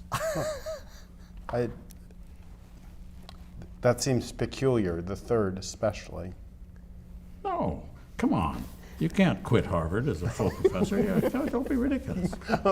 Ergo, you have to Don't go. be ridiculous. I mean, it's 300 years old, right? You can't just walk out.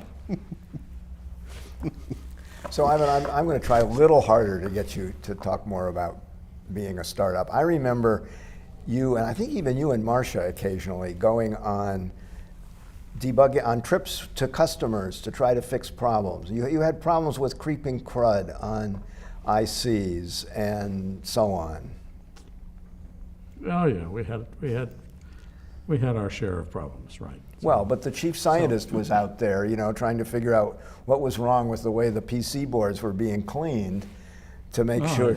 I never did figure it out, but I did find the problem and identify the problem and pin it down to a particular pin on a particular IC. That was all done in Cleveland, at the installation in Cleveland, which was in the hospital, or near the hospital in Cleveland, in a part of the Cleveland where gunshots are sometimes heard at night, and so on. Anyhow, I was there late at night, seeking to find this problem. Someone was there with me. I don't know who it was, but I had somebody there with me, and it was one of these 2 in the morning deals. We found a contact on a 20-pin integrated circuit, which would have so many ohms in one direction and a different number of ohms in the other direction. We have actually got it down to one contact, which had this peculiar property. And so we carefully took the integrated circuit and the socket out and sent it home for diagnostics, and it was identified as a problem with using the wrong cleaner on connections that were soldered. Okay, but for this purpose I needed a microscope. Well, we're in a hospital. So I called up the hospital laboratory and said, "This is Dr. Sutherland. I wonder if I could borrow one of your microscopes." I didn't tell them what kind of doctor. This always works in hospitals, by the way. So were there other stories? That's the only one I remember. That you must have had many other experiences of trying to get all this stuff going. This was a complicated gadget. The levels of integration in the integrated circuits weren't that high. Well, and there was the issue of the back panels, which were wire-wrap back panels. I mean, in those days, it was boards. We had boards. We plugged the boards into sockets that were in a panel, and then there was all wires, and behind that they were wire-wrapped by hand. So it wasn't clear that the wires were all correct, so you had to somehow correct that. So I designed a set of boards that you could plug in, which would test the wires. And that was near when I left. Then shortly after I left the Evans and Sutherland Company, and the manufacturing people were not interested in my set of boards that would test the wires. And 2 or 3 years later, I went back and found that they'd actually built them and were actually have them in use, because they figured out, yes, that was the right thing to do. But there were a bunch of things of this sort. Another thing we found was when a printed circuit board was finished and stuffed, it then went into test, and you ran a test on it, which was an individual board test to make sure that it did all the things that it was supposed to do. And somebody had written the program that exercised the board in this way to find out that, yes, it added when it was supposed to add a bump, et cetera. And the main thing that you learned in the first testing of a board was whether the bugs were in the board or in the test code. And I came to understand that in computerology, the testing process, the confirmation process, is the same process that you use for double entry bookkeeping. Double entry bookkeeping was invented to find arithmetic bugs. That one column has to add up to the value, same value as the other column. If there's any arithmetic error, you catch it. That's what double entry bookkeeping is for. This was double entry bookkeeping. One of them is hardware, the other is software. They're supposed to be the same algorithm, so when you bring them together, you find bugs. They don't match, but you don't know whether the bugs are on this side or that side. And, you know, is a word spelled correctly? You do a spelling checker and it tells you, no, it's not spelled correctly. All that means is that it's not, that spelling is not in its dictionary. So you don't know whether that means the word is spelled incorrectly or the spelling checker doesn't know it. Mm-hmm. And sometimes it's one and sometimes it's the other. It's all just double entry bookkeeping. And the correctness of programs, the correctness of anything in computerology, what does correct mean? You have to have a reference that says this is what correct means. And all the formal verification stuff is basically double entry bookkeeping. It's comparing what you've got to some reference that you believe is correct and saying they match. And so you can never say that something is right. You can say that it matches something which I believe to be right. Right. And that's a view that's important. And I got that view from the first time we brought together the hardware definition as represented in the hardware and the software definition as represented in the test code. And you always found bugs, but they could be on either side. And it is often valuable to do things twice in different ways because you have a different set of bugs.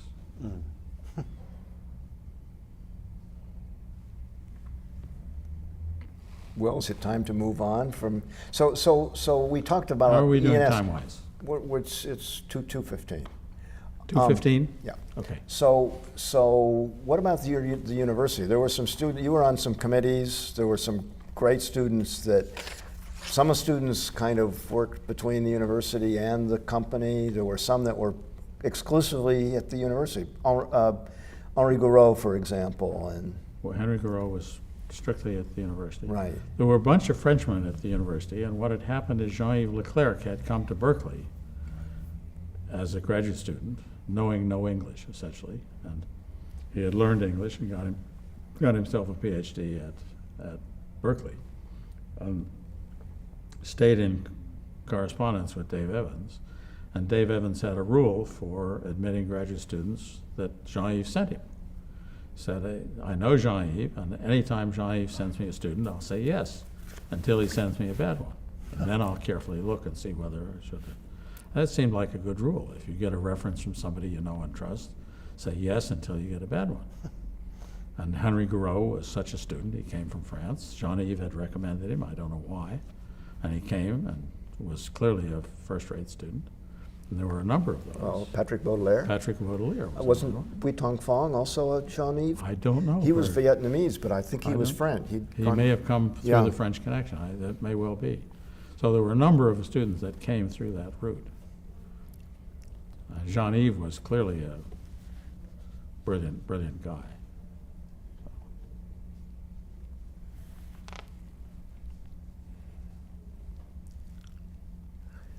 Well, so we could move on from Utah.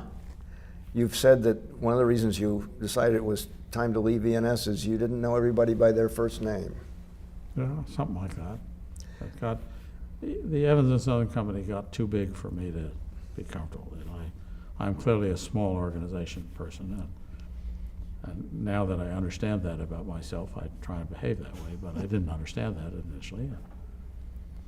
And I had done all the things in Salt Lake that I could do. Mm-hmm. My children were now advancing in grade school, and it was quite clear that the Salt Lake environment in the junior high school was not as good for a non-LTS person as it might have been. Mm-hmm. And so I was eager to have a more cosmopolitan. And I had met a guy called Glenn Fleck, who was the number 2 man to Charles Eames. And Glenn Fleck was a designer. He and I started a company which we called the Electric Picture Company, whose purpose was to make movies using the computer graphics techniques. And we were 10 years too soon. That company failed for a good reason. It was 10 years too soon. But I moved to LA in order to be closer to the center of that business and also to get a more cosmopolitan environment for my children. We moved to Santa Monica, 1 block away from the beach in Santa Monica. Marcia's uncle, Uncle Ivan, who lived in Bel Air, said, "My God, you're going to take your children to that environment? Why, there's bums on the beach, and there's prostitutes who walk around down there." I said to him, "I'd much rather my children were exposed to prostitutes when I'm around to provide them some guidance than as your children are down there all the time with no guidance." Oh, well, okay. So we moved to LA. It was a fine move. We bought a house right near the beach, which I owned for the next 35 years. And it was a fine thing to do. So while we're talking about the children, you can talk about your deal with Dean about that house. Yes. When we moved to that house, Dean and I agreed that I would do the snow if he would mow the lawn. Okay, it turns out the house had no lawn. It was concrete all around it. So near the beach, it's only sand available.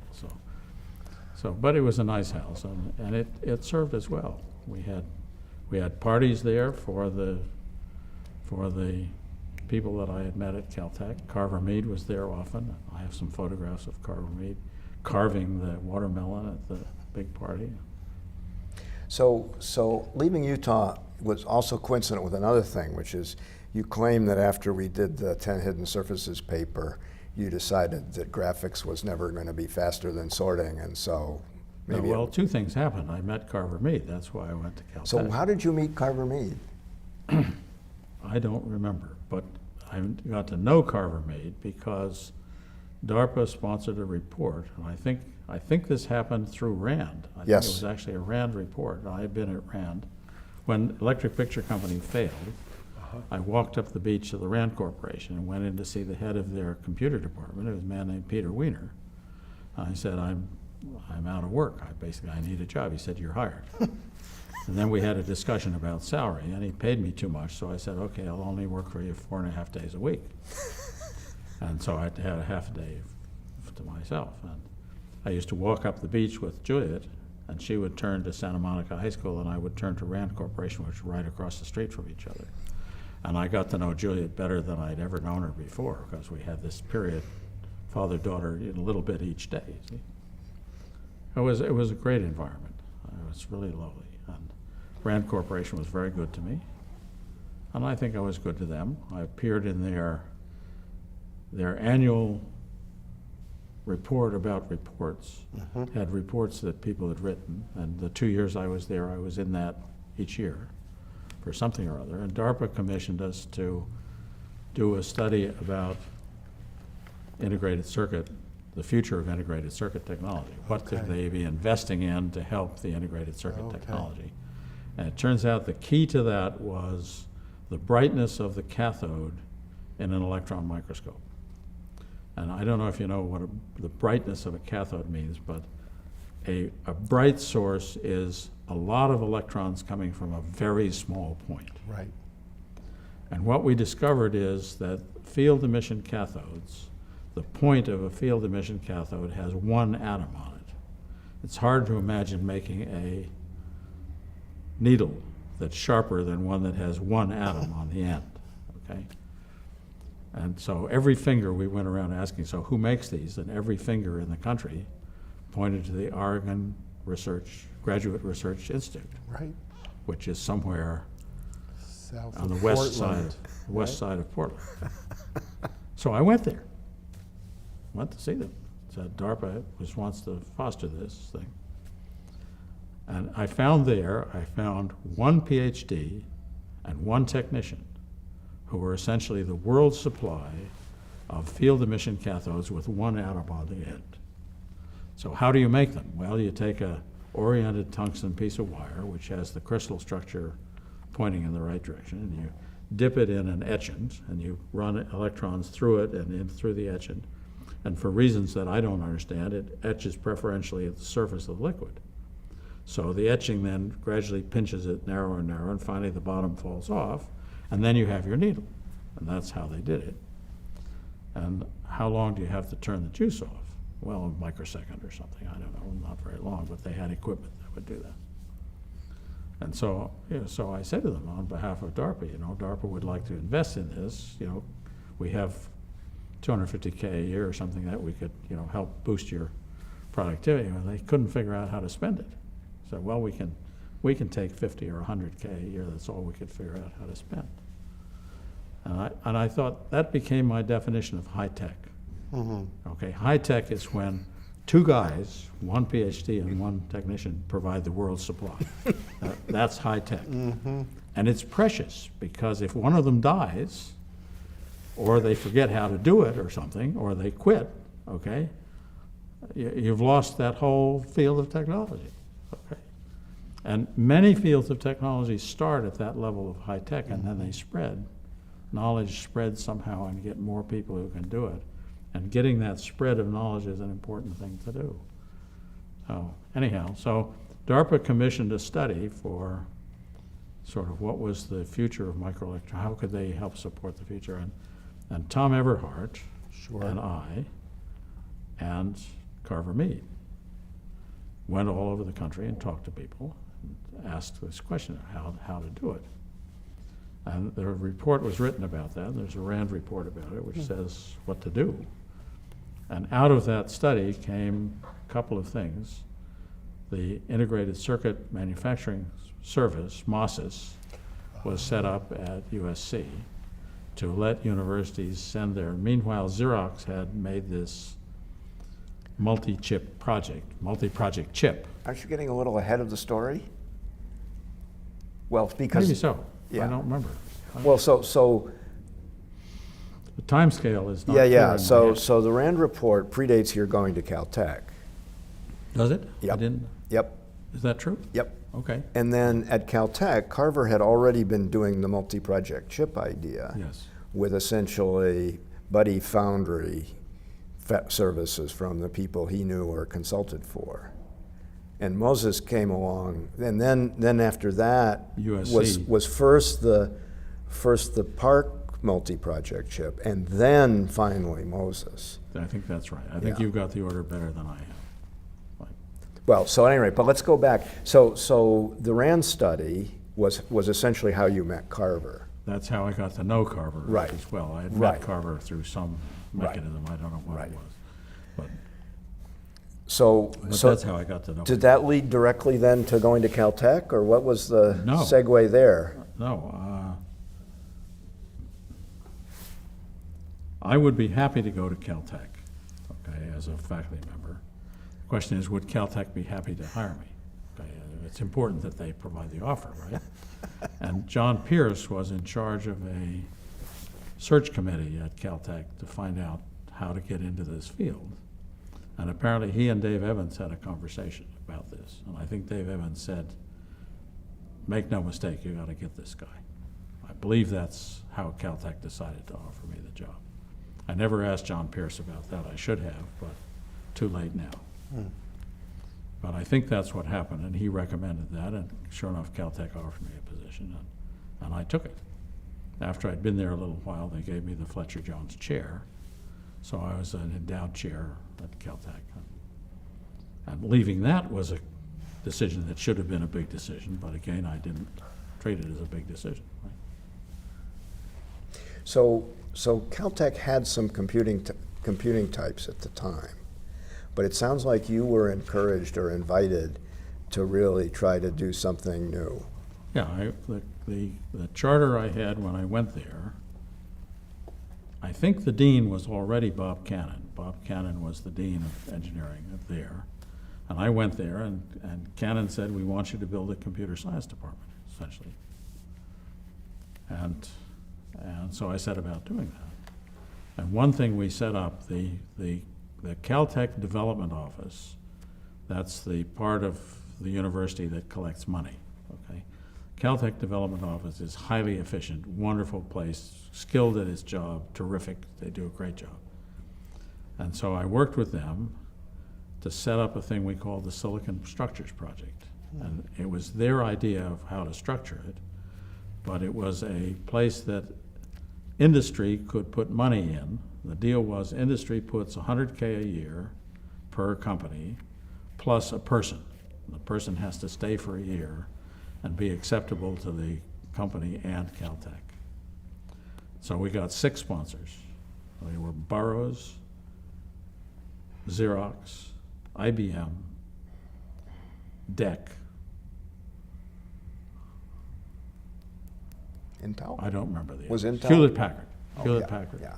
And somebody else. Got 6 sponsors to do that. So these 6 industry guys appeared on campus. So I had instant computer science department. There they were, right? Six guys who could have been faculty members, but were paid by industry and were there. And I had myself, and I had Fred Thompson, I think it's Fred Thompson. Yes. And somebody else, language guy, Yeah, I don't remember. Pierre Brinkhansen. Oh, Brinkhansen. systems guy, yeah. What's that? Systems systems guy. guy? Yeah. And Brinkhansen left shortly thereafter. And Carver said, no, Dave Evans said, you got to focus on one thing. So I said, we're going to focus on integrated circuits. Carver knew how to do that. I was deeply interested in it. That's what I went there for. So that's what we focused on. And I tried to hire a number of people, including Bob Sproul. And you know, they got turned down one after the other. And one of them that was turned down by the faculty as not good enough was a man named Al Perlis, whom I couldn't get an appointment at Caltech for, okay?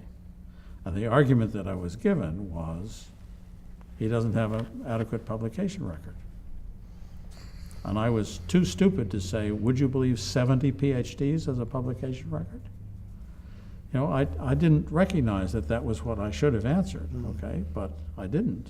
And sure enough, Perlis's publication record is a bit thin. No question about it. What he published was students. Most important thing to publish, right? So, you know, after a while, I got fed up and quit. And that was probably a mistake, but I was totally frustrated because I was asked to set up a department, then I couldn't do it. Right. Okay. I've subsequently thought about that very carefully and realized that I was not politically savvy enough to know how to achieve that in the Caltech environment. When I finally resigned, I got a call from the president who said, well, why don't you take 6 months leave with pay instead of resigning? Now, he hadn't done his homework because by then the Evans and Sutherland company had gone public. And essentially I said to him, if, you know, $40,000, which was the amount of 6 months' pay, is going to pass from me to you, from between us, it's going to pass from me to you and not the other way around. So he hadn't done his homework. And that annoyed me. And you know, it just was an unpleasant, very unpleasant sort of, I was very unhappy about that. And so I quit. And I'd been very successful. I'd raised a lot of money. Started a great research project. Carver Mead's book was published, and you know, that period of time at Caltech was hugely productive. Whole bunch of students, including some people who were at lunch here. And those people had a huge impact on the integrated circuit world. I believe that the Caltech activity fueled the integrated circuit revolution by providing the means to train the engineers that were needed to fuel it. But it felt totally unsuccessful to me. So let's go back a little bit though while it was still on the upswing and you weren't yet discouraged, because there must have been a lot to getting all that going. And it wasn't just Caltech, there was ARPA support, there was galvanizing other people, there was, you know, the Xerox and Lynn Conway connections. Yeah, Lynn Conway worked for my older brother at Xerox, and that's how she and Carver met. Was that they met because Bert knew Carver through me and hired him as a consultant and encouraged the Mead Conway book is dedicated to Bert because he paid for it. And you know, it's perfectly straightforward. So But that period was very productive in terms of educating people about integrated circuits. Carver and I published an article in the Scientific American which said essentially it's the wires that are the problem. You shouldn't count the transistors. They hide underneath the wires. The limitation is how many wires you have. And I think that's absolutely as true today as it ever was, maybe more so. So since you mentioned that, let's go back a bit, because you and Don Ostreicher wrote a paper at Utah. Do you remember that paper? That's right. So this is a paper, I think, called How Big Should a Printed Circuit Board Be? Yes. So this problem of wires was not new to you. That's absolutely true. So I had laid out a fair number of printed circuit boards, and it was clear that getting the wires in place was the trick. And the title of that paper was patterned after the question that was asked Abraham Lincoln, I think, which is, how long should a man's legs be? The answer is long enough to reach the ground. Now, you know, how big should a printed circuit board be? The wire is the worst component on an integrated circuit, and it's also the most prevalent. Every transistor has at least one wire, so wires are the most prevalent thing. And the wires are bad in two ways. First of all, charges diffuse down the wire through massive capacitance, straight capacitance, and massive resistance. So your model of how electrons get from here to there should not be current flowing. It should be smoke in a chamber or heat diffusing down a silver bar. Equations are the same. The time it takes is the square of the distance, not linear with the distance. That's important. So they're bad as means for getting information from here to there. They're also bad because as the integrated circuit gets bigger, the number of components that you have grows with the area. But the space for vertical wires grows only linearly with the size of the thing, and therefore at the square root of the area. And so as the integrated circuit gets bigger, fitting the increased number of wires into the available space becomes harder and harder and harder. This is also evidence in cities. As cities get bigger, providing room for the traffic, that is roads, gets harder and harder. And so every big city has traffic congestion, which small towns simply don't have. And that's inevitable because of the growth laws of how many trips there are, and the fact that in big cities the trips are further. There are more trips according to population, but the trips are also further, and so you've got a compounded problem. It's a fundamental growth law issue. And that's what's hard about integrated circuit designs. You've got to fit all those wires. So, you know, that was clear, and Carver and I had written a paper in Scientific American about this, saying that the computer science community misses the point. They talk about operations as if they were important. And they're not important. It's communication that's important. And I think it's widely recognized now that the communication costs in computing are the limiting factor, not the transistors. So say a little bit more about the focus aspect of About the what? The aspect of focusing the Caltech stuff on integrated Yeah, circuits. well, there was a wonderful student named Ron Ayers who wanted to write a compiler so bad he could taste it. And I said, how are you going to write a compiler that's relevant to integrated circuits? Well, okay, we compromised. He wrote a compiler that knew about X and Y, knew about, you know, geography, so it could compile stuff that had geographic intent, and that was relevant to the integrated circuit problem in some, you know, perhaps far-fetched, but some appropriate way. Well, and eventually the whole term silicon compiler was one that Dave Johansen, Yes. was his thesis ultimately, I think, that put that term on the map. Well, I don't quite know what that meant. Okay. But never mind. I mean, the point was we tried to focus all of the things. Yeah. Brink Hansen left, so I didn't have to solve the problem of how to fit him into the community. But So Chuck Seitz was at Caltech. Chuck Seitz was at Caltech. I induced Chuck to come. Chuck had helped us build the head-mounted display at Harvard. In fact, he taught us how to do the design. Yeah, he really He did. worked in Utah for a while. He'd been at Utah. Helped the Evans and Sutherland Company in various ways. And I persuaded him to come to Caltech, came to Caltech, and became a keystone in the operation. Well, and another theme, the big pieces of the head-mounted display were asynchronous and with a self-timed interface. Yes. And that was Chuck who That was introduced Chuck us to how to do Stifel. that. Right. We didn't know how to do it. We actually did it badly. We didn't understand the glitch phenomenon, and we got bitten by it rather badly. What is the glitch phenomenon? Forgive my ignorance. Well, Is it too big of a... if you have a Gulf of Mexico, and if you have a Pacific Ocean, and you know there's a mountain range in between, you know that there's a continental divide. You may not know where it is, but you know for sure there is one. Turns out flip-flops can be flipped, Gulf of Mexico, or flopped, Pacific Ocean. In between, there's a place where they're not stable, where they'll go downhill to one side or the other. So there must be a continental divide. So there must be a place where flip-flop might be metastable, neither flipped nor flopped.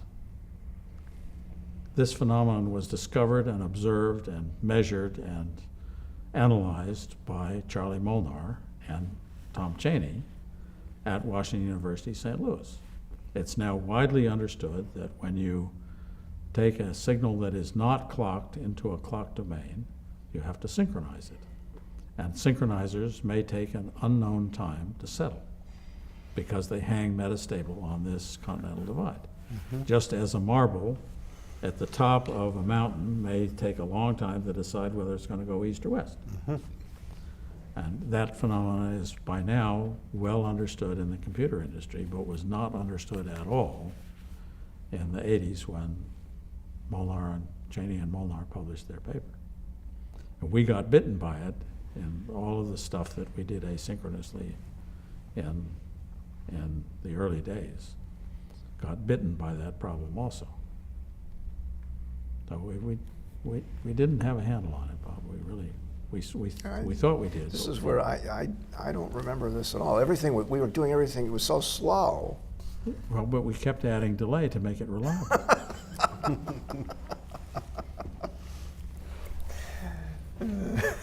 I suppose. Well, actually, well, go ahead. Well, This is- I just had a couple questions that would be to move backward. Okay, If- that's fine. Yeah, let's do that.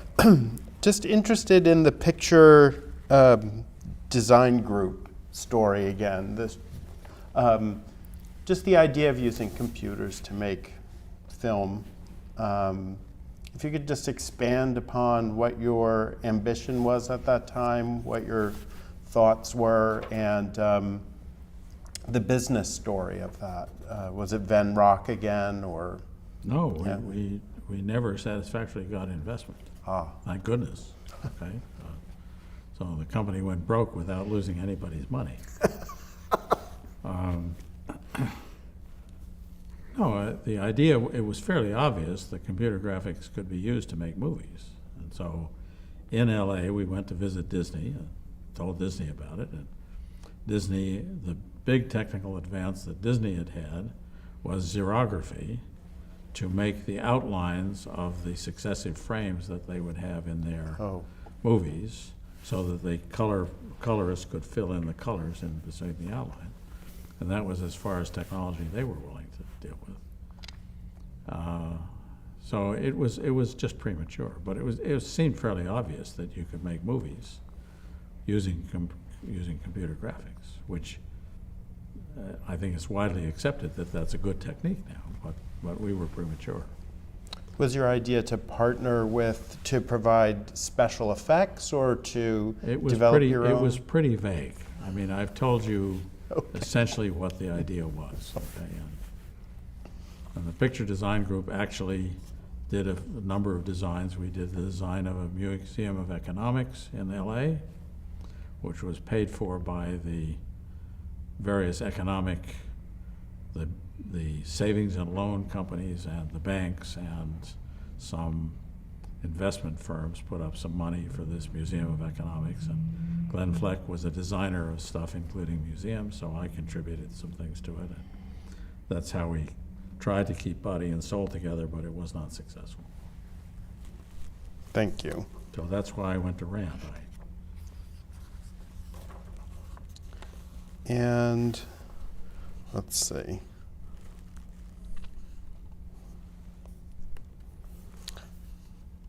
I was just wondering, in terms of the Caltech era, were you then, was there still the same DARPA, ARPA community? How had that evolved, and how did Caltech fit into this? We got some DARPA support at Caltech, but the bulk of support came from the 6 companies. There was a very funny conversation that took place in my office.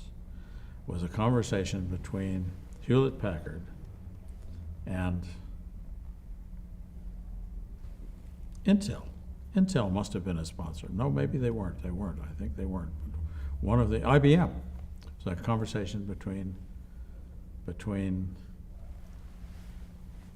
the Hewlett-Packard guy and the IBM guy, talking about their manufacturing lines of integrated circuits. They each manufactured integrated circuits, and the Hewlett-Packard guy said, "Well, we're doing 100 wafer starts a month or something." And the IBM guy said, "Well, when are you going to get up to full production?" And he said, "We are at full production. I mean, we need a few specialized integrated circuits for our instruments, and 2 wafer runs is the entire lifetime supply that's needed." And the IBM guy said, "Well, it may not have been IBM, it may have been somebody else who,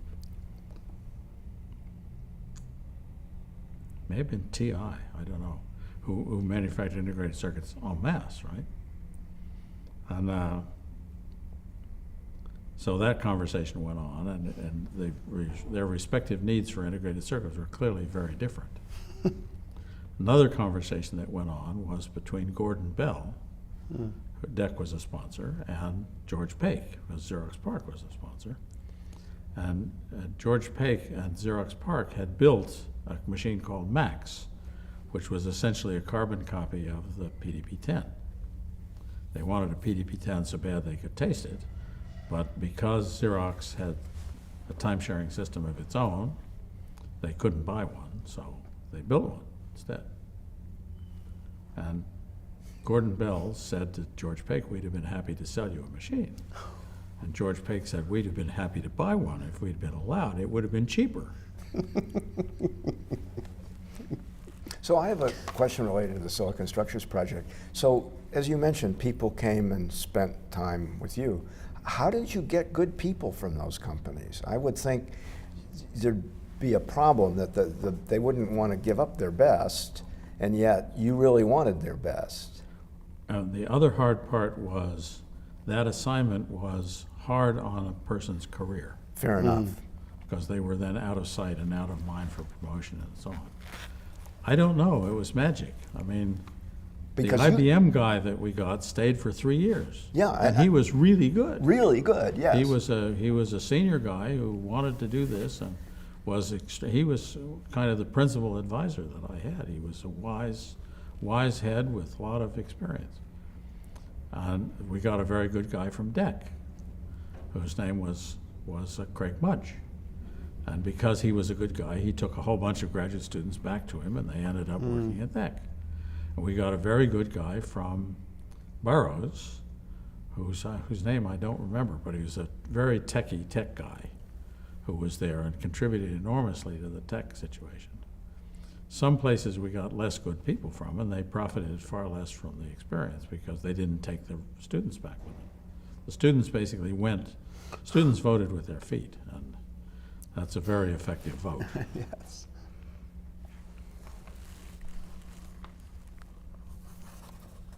But I couldn't get Al Perlis an appointment at Caltech.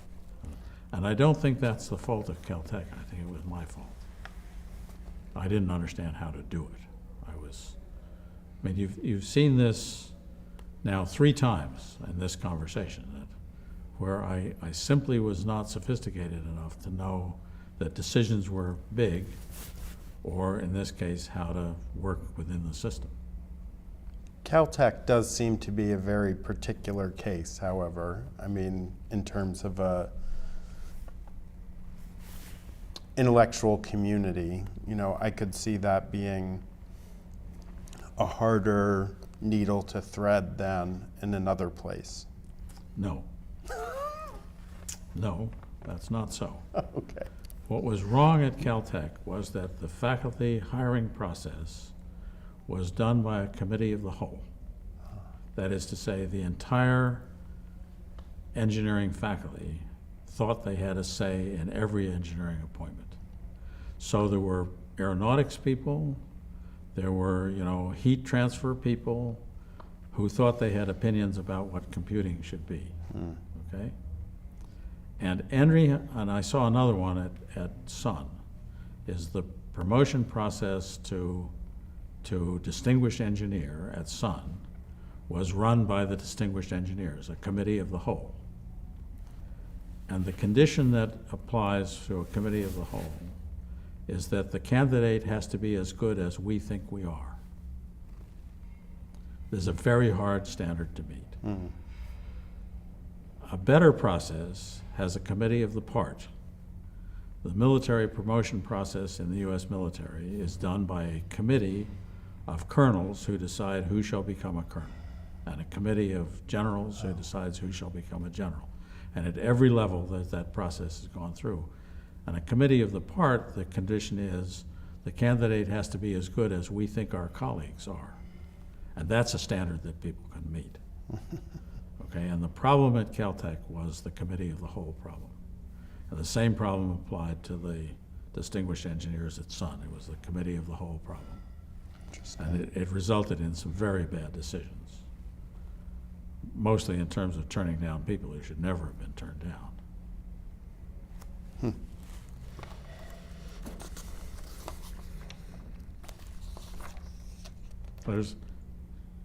This question of how to do promotions is a tough question. And I think a large part of the answer lies in what I've just said.